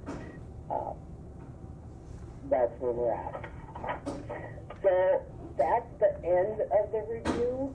I guess where it comes back around to the board is where do they want to set the levy? Is there something in 2023 that the county board wants to put in contingency for building these? The other option is we could use ARPA funds. We can kind of slot it in there and use up what's left. And then the only other thing I guess I wanted to mention too is, okay, so I know there was talk about some increased aid You know, some things have changed, but, you know, we should be pretty confident. There should be some increase in aid, but we don't know what that is. You can think about that and roll the dice, and, you know, you can try to balance the general revenue budget here without that 8%. So yeah, I think I'm done.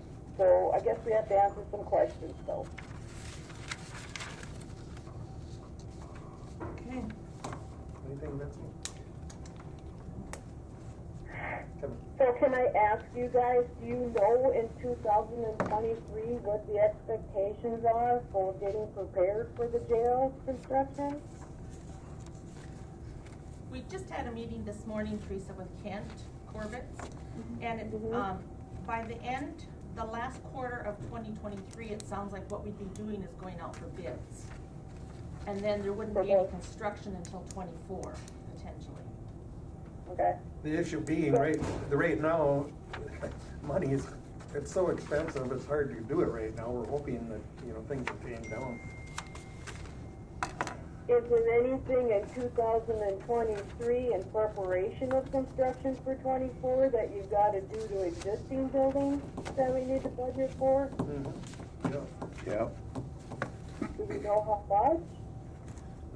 We've asked that question of Kent. I think the heating system tied in with the highway department building and just the site prep, you know, the parking lot, things like that should all be a consideration at 424 for sure. So maybe nothing for 2023 where we can not worry about building any kind of, in this draft, building any kind of building account then?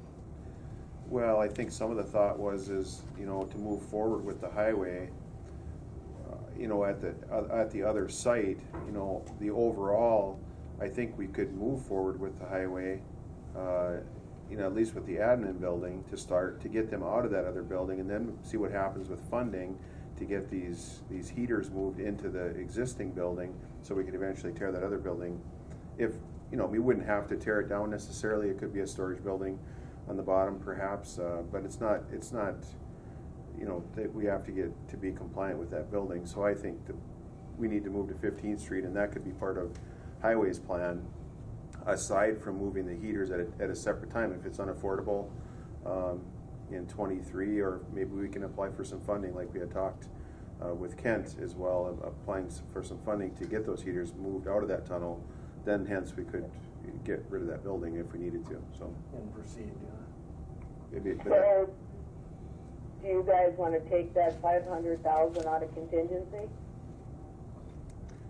well, Dave's right here right now, and I know that we had talked a little bit about some of the funding and how we could fund that highway building, and to do it in steps. I mean, obviously, we're probably not gonna be able to afford to do the heaters and a building next year for highway, but if we could do one year and maybe one the next, depending on funding, of course. I mean, it's just the time of everything too. It's not gonna happen overnight, so it's.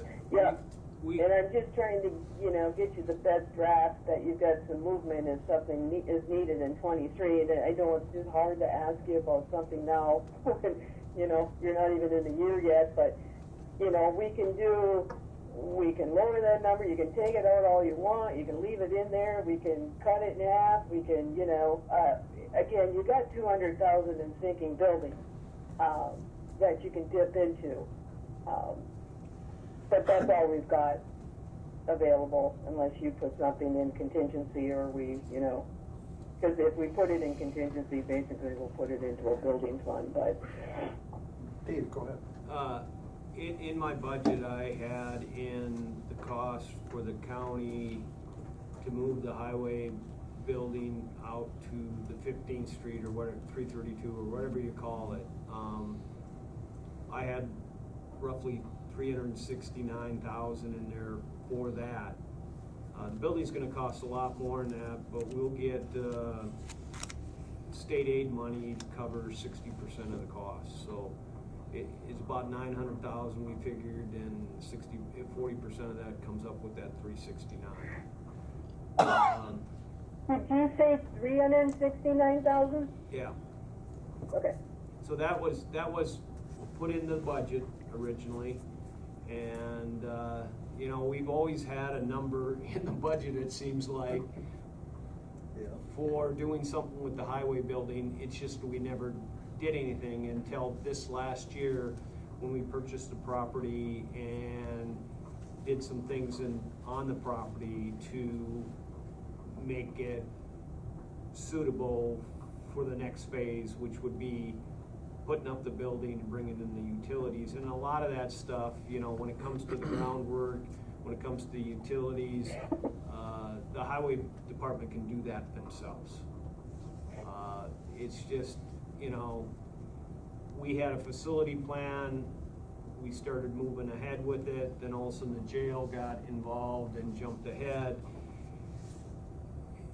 And long-term, now this is really long-term, 10, 15 years out, we do have to look for a new building for the highway garage. And we thought, there's no way we want to put it where it's at now. We want to be out on 332 and have a big area. And then eventually, you know, the law enforcement might move into the newer part of that building and make that their impound lot and stuff like that. It sort of makes sense to that. But, you know, those were the original concepts we were going under. And then, you know, with the flood, we had to put this material somewhere that we lifted the road, so we hauled it all out to site 332. Which The other makes thing sense. too, that we just got payment from MnDOT for, the property that we sold them down in the North Home Industrial Park, and that's, I think it's $116,000, which I receipted into the KDA fund, because KDA sold it, but there was talk about, a request actually from the highway department that could, if that could possibly go to them, because they did, $100 and some thousand worth of work on the North Home site. And the whole impetus of this was that MnDOT building that they're moving out of, that highway was hoping they could move into that, because what they have down there is just a shack, a tar paper shack, with a sand floor. It's long overdue, I know that. Yeah, that's Yeah, brand that new was up a little bit. the thought process. I mean, basically 15 years ago, the highway department went and developed a site and spent approximately $150,000. I have the exact number somewhere. And, you know, for us, it's, you know, we were hoping that we could just swap. Well, that doesn't work with MnDOT. So we would like to use that money proceeds to help purchase MnDOT's old shop in the future, which would more than meet our needs for down in the southern part of the county. And I mean, we really tried to keep MnDOT's garage in Koochiching County, because they were talking about moving it to Beltrami. Yeah. I don't think that'd be good for anyone. No. No, and like I said, that was a major push to keep that from being moved further down towards Bemidji. And MnDOT was now they've actually- got a location, you know, in the industrial park there that's right across from the school, you know, for MnDOT, and, you know, their shop wasn't big enough for them, but it would be plenty big enough for us, for, you know, the southern end of the county, because the mid-spot shop is, every spring we got a river running through it. We don't know what they'd be asking for then No, at this point. we're hoping that they need to get it appraised and all that stuff. You know, it won't be available until MnDOT decides to build on the new site, which is expected to be a couple of years out yet. But, you know, Well, MnDOT moves slow, but from what I understand is that the pace that you're going down there is pretty fast for MnDOT. We had that parcel at North Home through KDA, I think it was an economic development deal, a guy was gonna, whatever it was, he failed. Yeah. Yes. Oh, there were Ford plants, there were chip plants, there's been a biomass plant. Yeah, biomass, there's been, 4 different things there. But You know, bas- it's Teresa, it's just the one thing I wanted to know, I'm pretty sure in the 2023 highway budget, following that 5-year plan, I think he's got in there, purchase of the building. for the construction of MISPA, the building, yeah, I'm sorry. Cause yeah. I know he's got that 60%, state aid and 40% county. yeah. Does that sound right, Betsy? Yeah. Yeah, Yes. the MISPA shop is in there, and that was just, you know, if we can't, you know, I don't know how much MinDOT's gonna want for the building, so maybe it's 200,000 or whatever price, you know, would still be a good deal for us if that happens. So if it was 200,000, it'd still be a good price, and, you know, maybe 100,000 coming from what we just got, and, you know, the county's gotta pick up 100,000. And 60% of that will be paid for by state aid and 40% to county, roughly right now. That, we do have plans with that too. This unallocated split, we would like to come to the county board in the future and do what counties have done around us to increase that funding. Basically, what the counties have done around us, and we haven't done yet, is to make a lot of county roads UTs. Then we would get some township funding for those township roads, and then our allocation would shift a little bit, and we could more utilize some of the maintenance funding they give us. If you look at it, Koochiching county's got almost as many county roads as UT, a little bit more county road. County roads we don't get any funding for. UTs we get about $900 a mile for. A lot of the counties around us have significantly lower numbers of county roads compared to UTs. Why?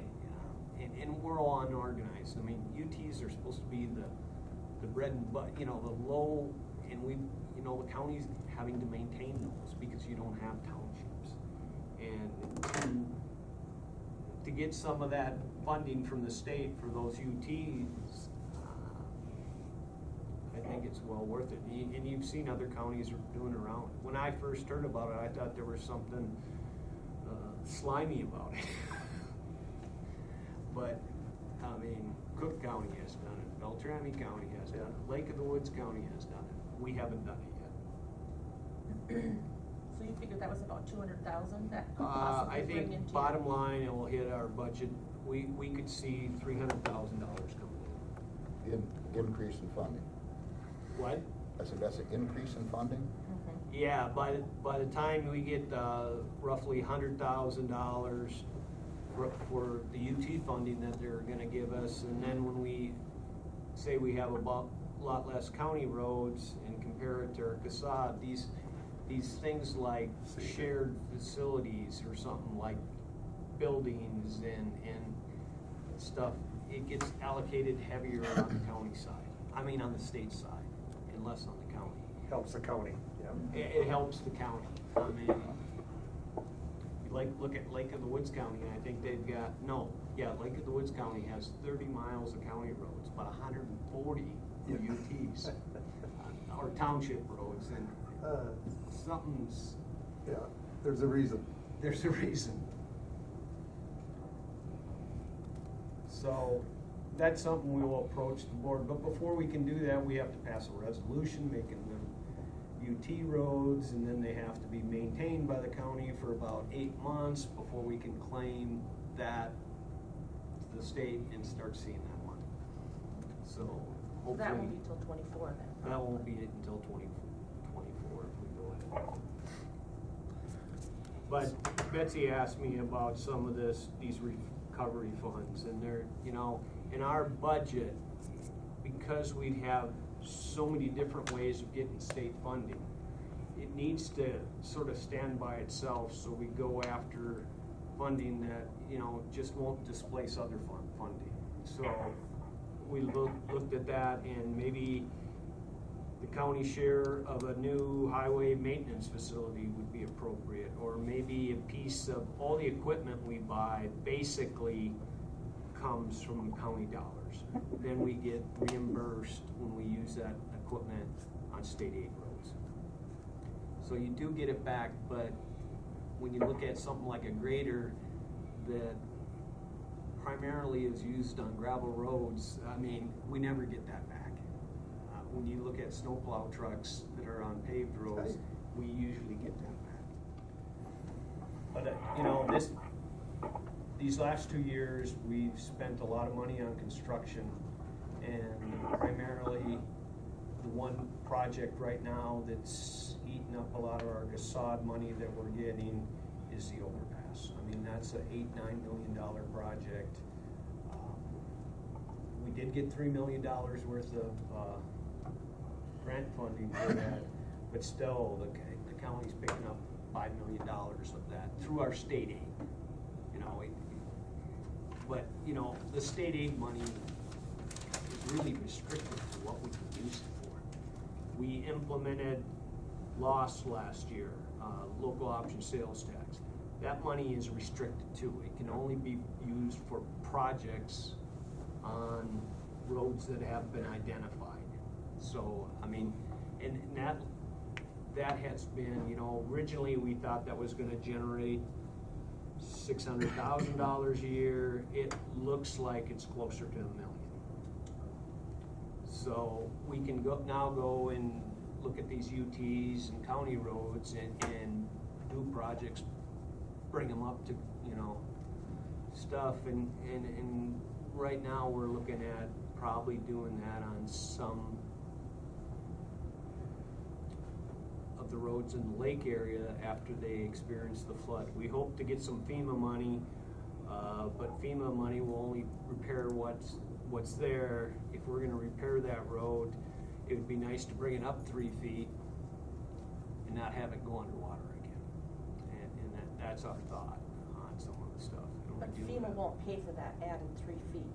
Yeah, correct? that's gonna cost money, and maybe if the roads have been identified like 134 has, that we identified that road and we did the loss resolution, and you know, we would like to do something in conjunction with the Cattail project and raise that road up and use some of our loss funding for that.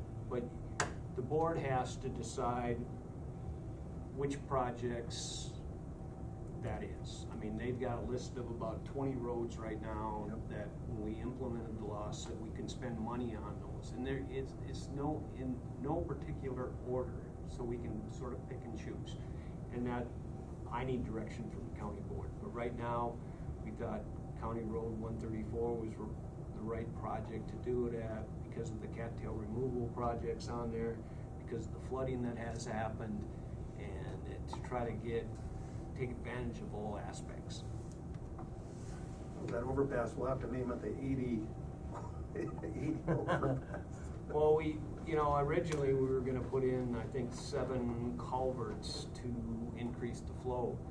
We knew that was probably not the best way to do it, but we really didn't wanna make the road wider and stuff. Now we said, let's get the road up, let's put a box culvert underneath there, and, you know, traffic through there, that a small fishing boat, that will be a lot better project. And that's what we're going for now, and I think we're gonna ask to go out, at the next board meeting, we're gonna ask to go out and get quotes on these, because these box culverts are out about 9 months now.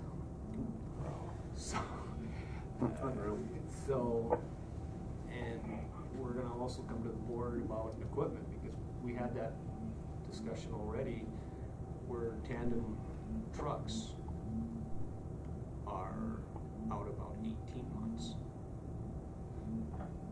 That overpass in the Van Linn over the years, I mean, Kevin 80, a lot of times he couldn't make it to the county board meeting. So that tells you all the people that were on that side, if there was a need, you know, like a heart attack or whatever, they're stuck there.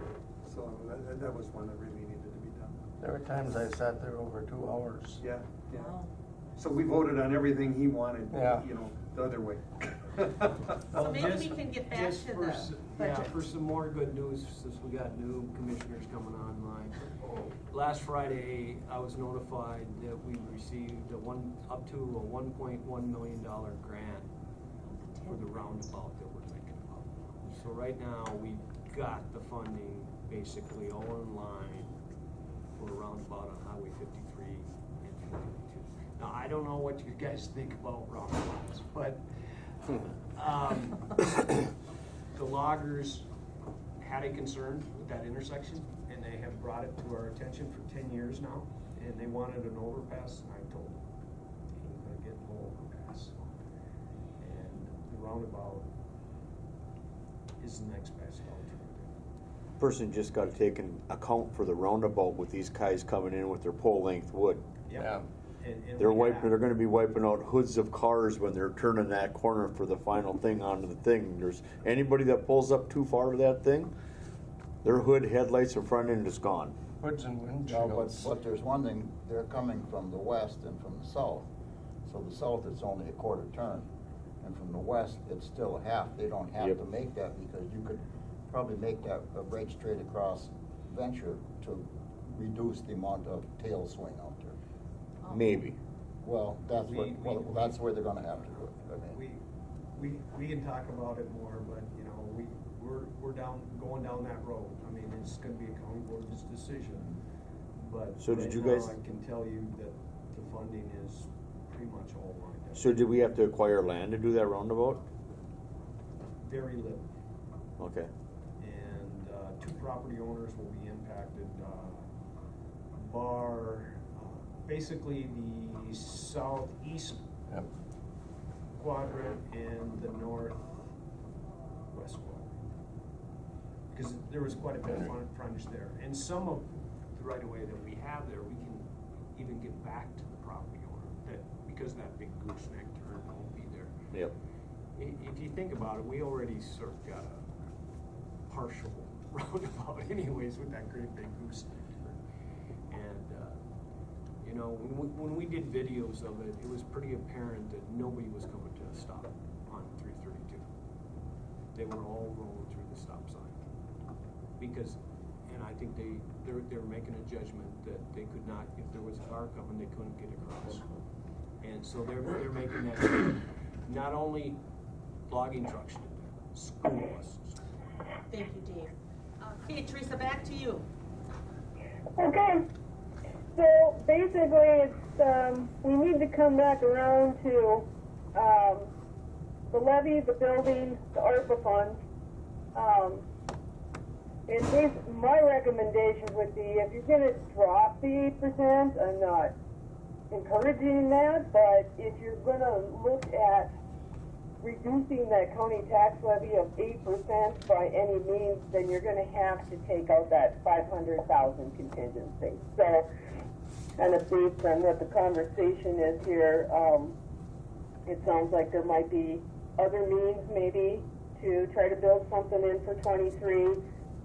You still have the ARPA money that's ever left over there. So, if you're gonna drop the levy, the 500,000 comes out. Or if you want to you can keep the levy, you can keep your contingency in there. Where are you guys at? Well, or we could split the difference with the levy. I mean, 8%. You can. All the years you and I have been here, we've never gone anything that far. Actually, I thought about that. I think there was a time and place where we did have a big levy increase, but I don't think it was 22%. But, you know, you got to put it in perspective. 14% of that. If we were just talking about an 8% levy increase, yeah, that's a lot. But it's not like it's 22% for operational, right? You've got 14% of that, but you don't have any choice. Until you can find another payback method, that's what you've got to do, is use the tax levy to pay its bonded debt, right? So, here's an example, if you want to, you can cut that 8% to whatever percent you want. If you want to go 4%, then we'll adjust the budget expenditure contingency for that. That would Where I don't want to be is increasing those fund reserves use. Splitting it would make sense. I mean, viable. You get a lot of people out there suffering in this economy, I can tell you that. Yeah. And the bad thing is that when you come around and say your house was worth $150,000 last year, and it's worth $250,000 this year. Well, More. okay, it's or more, and so now, I mean, it's worth that. But if your taxes are based on that, all it is so. You're paying more money. You're just paying more money, and so maybe the county's got more money coming in, but that's not helping Joe and Jane out there that have to pay the bill. Yep. Well, yeah, and the perspective. Well, the perspective is it was the PILT is a big deal for us. You know, that would take care of a lot of these types of things here, and it didn't go through. However, the other side of that is we wouldn't have moved on this funding. I think what was it, $700,000 difference between in 1 month and 30 days with the interest rate that went up 0.5%. It would have cost the county overall $700,000 over 20 years. So I mean, the longer you waited, the more money you're going to pay overall anyway. Yep. So what do? So you either do it or you don't do it. Well, if you don't do it, you pay $700,000 more, later. or you have a higher levy now, but yet your levy will be even higher longer. Yep. So it's kind of obviously interest rates over 20 years are more important than a 1 year levy increase, and hopefully with PILT. Yes, that's right, and you were correct there, because otherwise you're paying it off for. Oh, you'd be paying that higher rate forever. Yep, that's correct. That's correct. And you can pay more after 8 years, I think, or something, halfway through. Of course, or 7 or 8 years, I I think think, is yeah. when the rate dropped. But And there is a thing in that a year from now, it might drop again too, because the economy could tank, and if it does, our interests are gonna be, let's hope so. well, in one way, yeah. Yeah. Well, I know it slows everything down, but it's so Yeah, out of whack, but it gets out of whack, and especially when you're trying to borrow. Well, I think, again, you really can only talk about that 8% because that 14% is locked in there, and I did hear PILT in the background, and, I know a number was thrown out there, and if that kind of number comes in, where you're really going to get tax relief is when you borrow more on the bond for the jail, then you can use, that PILT to pay the second round of debt rather than putting it on the levy, and there's your tax relief, right? So, I mean, again, I'll go through the options. You can, cut that $500,000 and cut the 8% and give them that tax relief. You can't give them the 14. I mean, we can list, the reserve use of $314,000, and then you're just rolling the dice.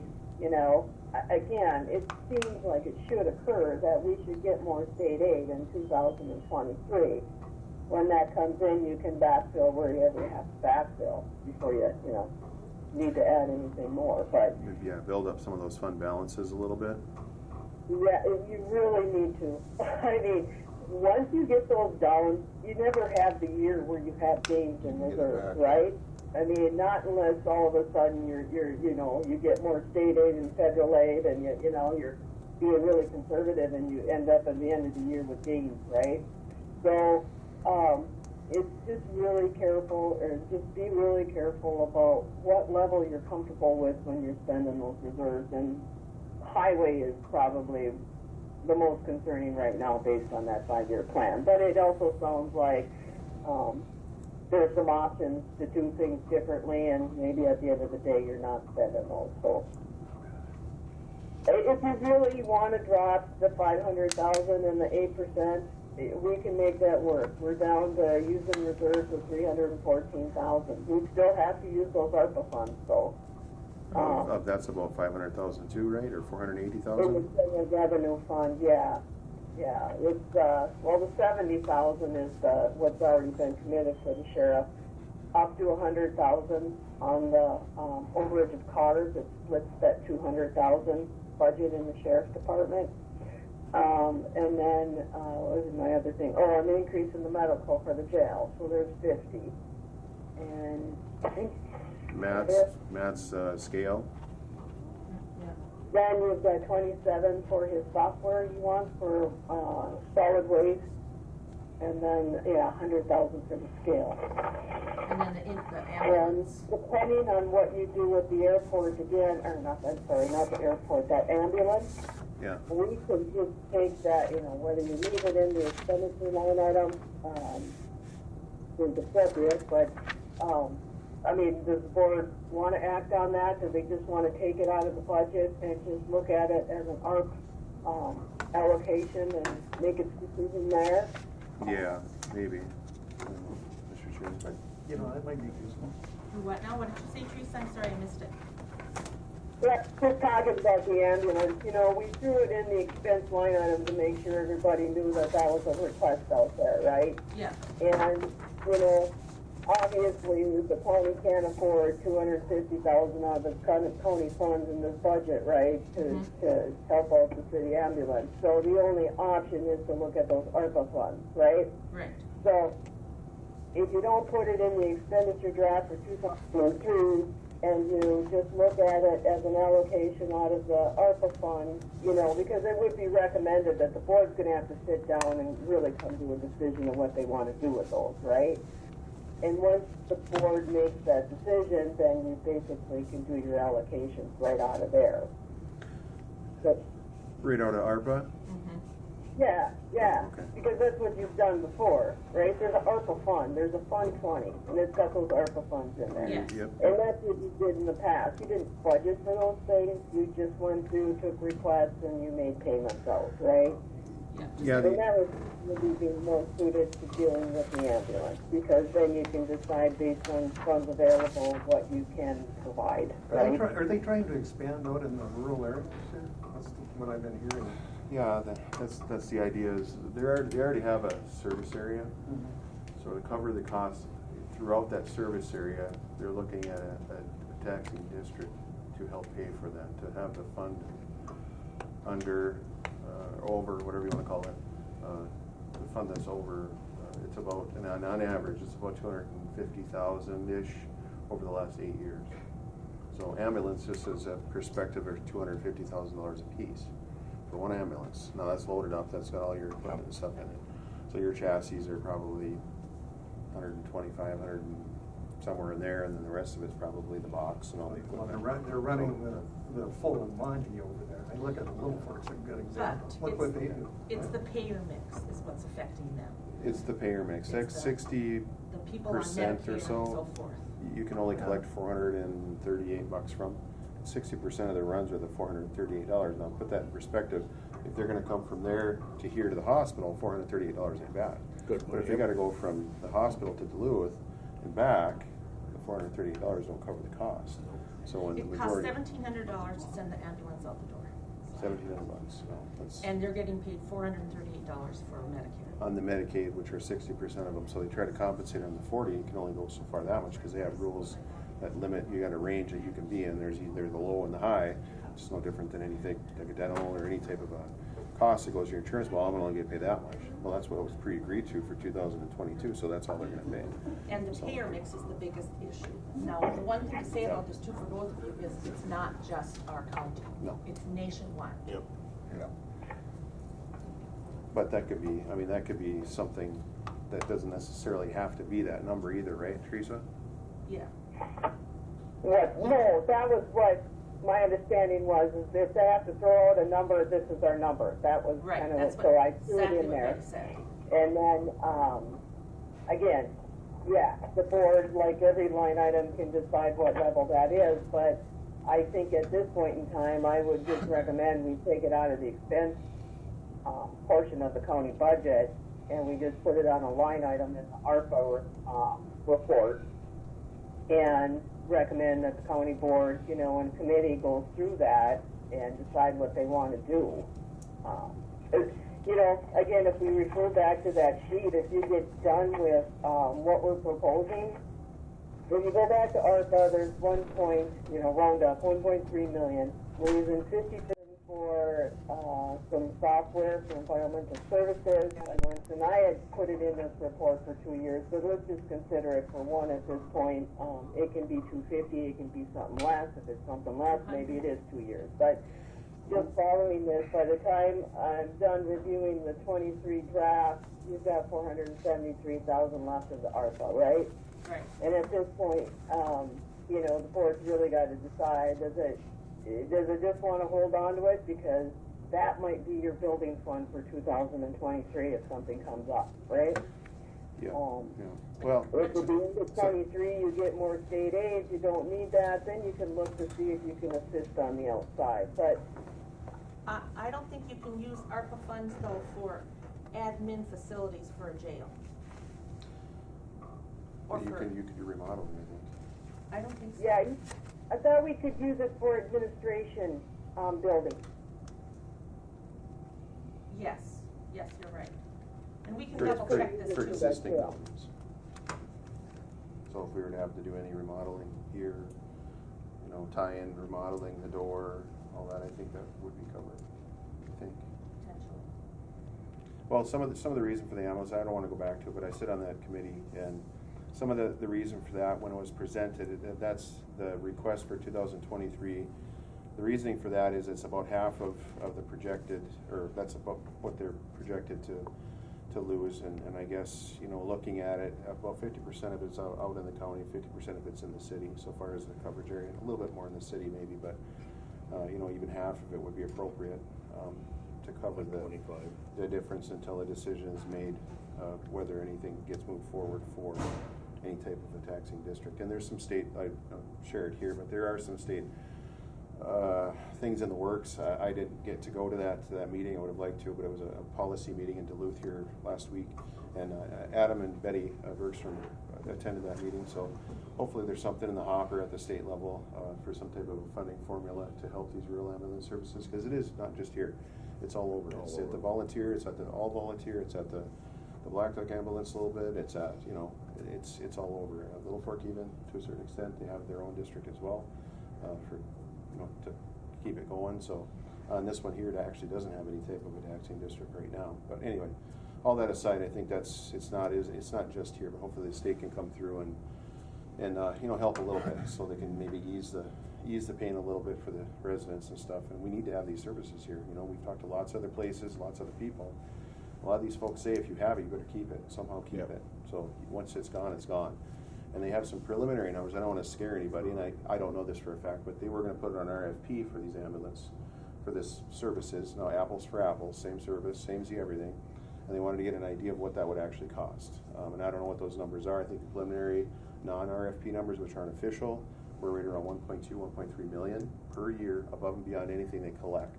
So when they ask for a request of, you know, a $250,000 taxi district, compare that to 1.2 to get the service to get, you know, that other company would come in here and say, okay, they would come right to this table. They'd say, hey, we need $1 million from you somehow, otherwise we can't be here. And that's the decision I think would be in the future. Now, I don't know that for fact, and we'll see what those RFPs come back for a fact. If it's different, well, then it's different. But if it's that number, well, then we'd be in our best interest to, I think, move forward with Keeping ours. Keeping it, Absolutely. You know, and then of course outside of that, then you do have public, you know, and I won't go too far. Yeah, I know let's come back to the budget. We'll come back. We're trying to get some decisions made. See, I shouldn't have mentioned that. Yeah, it's your fault. thanks a lot. So here's what I'm going to just put out there for the board and see where you're at, okay? Okay. I propose we drop that 8%, take out that contingency. The board agrees to dedicate all the ARPA funds we've got right now to what we're proposing in the budget, and we sort of just hold on to the balance.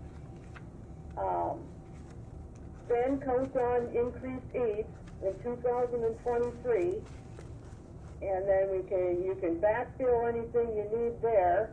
And then the ARPA plan, you know, I would like the board to meet in committee and just kind of go through some line items, get those squared away, and then Betsy can just do a review with the consultant just to make sure that if they concur it's all eligible. And we just go forward with that, because if you do that, we're actually reduce the amount of general revenue fund reserve from 414 to 314.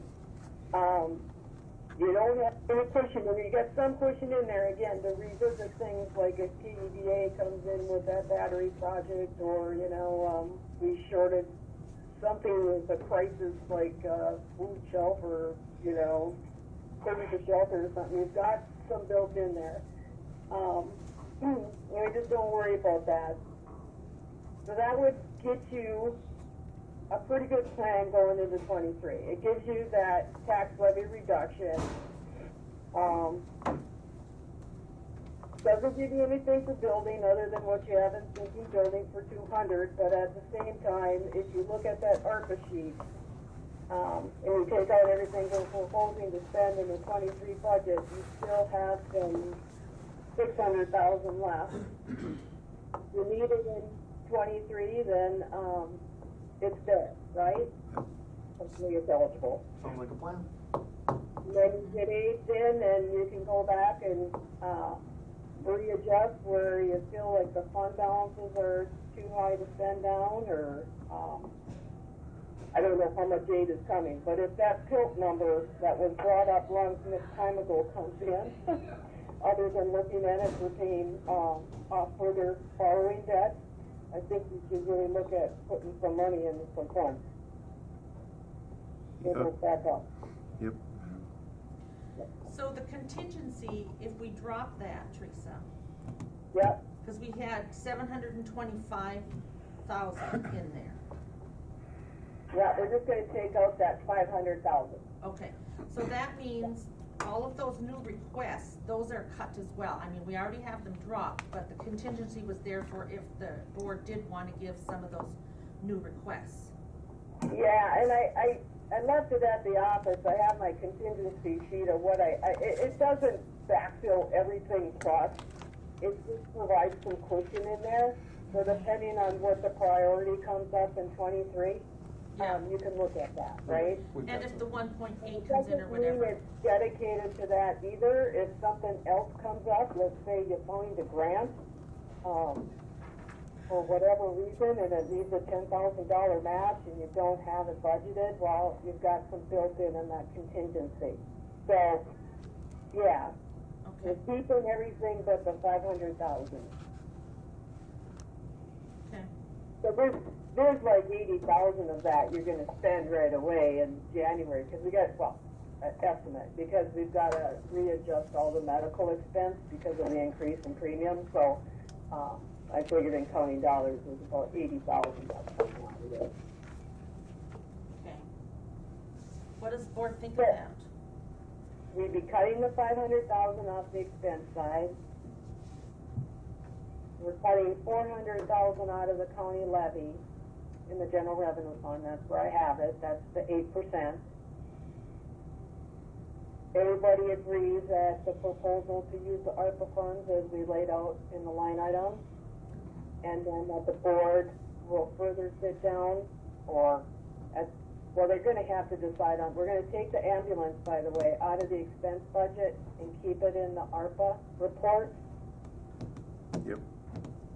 Then have the county board and committee go through that and kind of light item what they want to do with that.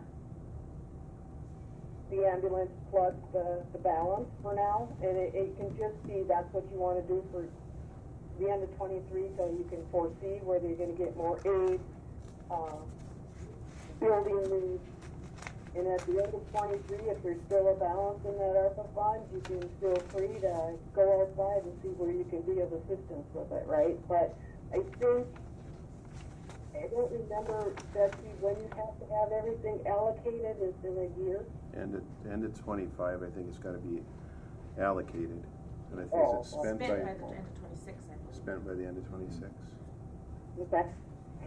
So there's plenty of time. Yeah, yes, there's plenty of time on that. Yeah. So for 23 budget purposes right now, you're gonna just hang on to it all.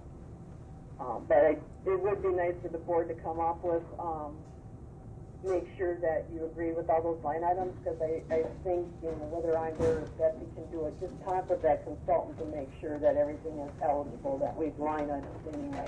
I'll do that Yeah. Good idea. right away. So the TIF statements are coming out. They're coming out with the 22%. Again, it won't be the ones that didn't get an increase in either their classification or valuation, because they'll see the same tax as they did last year, just slightly the tax rate at 20% is just slightly below what it was for 22. So it's the ones that got the change in the increased valuation you're going to hear from. So again, you can speak to the 8%. There's nothing at this point in time you can do about the 14.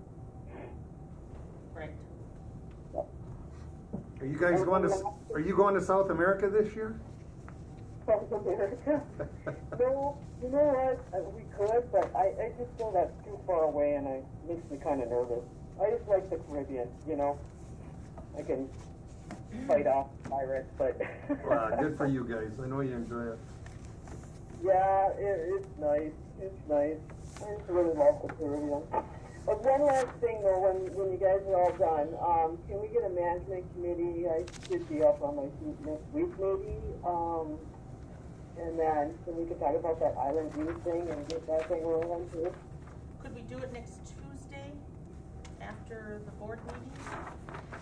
Is Lake of the Woods coming up next week? Oh, that's right. Yeah, we can't do it then.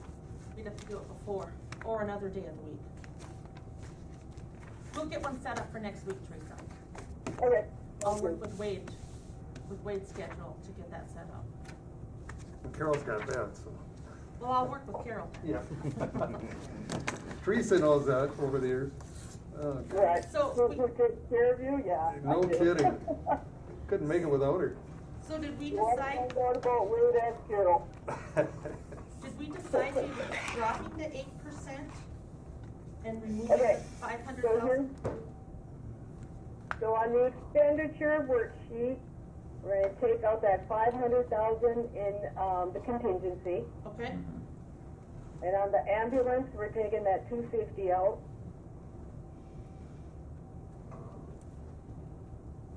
Okay. And then on the revenue side, I think you got to go to the revenue sheet and do it. I can't remember how it's all tied, but anyway, take 400,000 out of the general revenue county levy. General revenue account. So we're gonna reduce the county levy by 400. 400 and something, yeah. Yeah, because That's the 8%. Yeah. Backfill it with ARPA and keep it at 14 though for the first Okay, payment. got it. I think I got it, Teresa. Yeah, and then at the end, adjusting for that 66,000 of gain and reserve fund, we should do that 314,000 of general revenue fund, use in the budget. They're dropping it We're going 8%. to- We can talk about As that. of today, and we can drop it more too. We can drop it more by the end of the year if we can figure out Okay. some more stuff. Well, yeah, we And got. then we're gonna meet in see if that management money's committee to coming, review yeah. the Island View and also to look at the ARPA expenditures to make sure that that's how we wanna do it. Yeah. To present. And I don't know, do you want the management, I think it should be the county board. I think Okay. the county board up to doing a review of those ARPA funds, just kinda, I think it should be the whole board too, because this is a Are we big, talking Yeah. next week? whenever. we'll get that ambulance Yeah, thing that's worked out and just kinda put your John Henry, okay, Yeah, I think the same one. even if you don't use the balance, For the just, budget. you know, confirm that you're gonna use, just retain it for 23 till you can see somewhere in the future, your building needs and whatever. Okay, so I won't put that 250,000 on there for 24. Right? That's up to the board when they do the review, how far out they wanna do that. Okay. You know, I just put it out there, I scratched it on there, but, it's up to the board what they wanna do, if they wanna look at something, you know, cause it can be less than that amount. They can do it for 1 year, they can do it for 2 years, but that's a conversation the board should have and decide, right? Yeah, yep. Yeah. Teresa, we can't tell you how much we appreciate you helping us out. And by the way, Betsy is doing a wonderful job here. Couldn't be prouder of her. You're doing a wonderful job. Yep. Yep. Thanks, guys. Yep, it's a lot, the office has a lot. You're darn right it Everything is. is open the door up, what the next thing is gonna be, but, you know, it's the same thing for the county board. It's not an easy job governing the county, that's for sure. All right. That's just a teamwork thing. Anything Okay, else? well,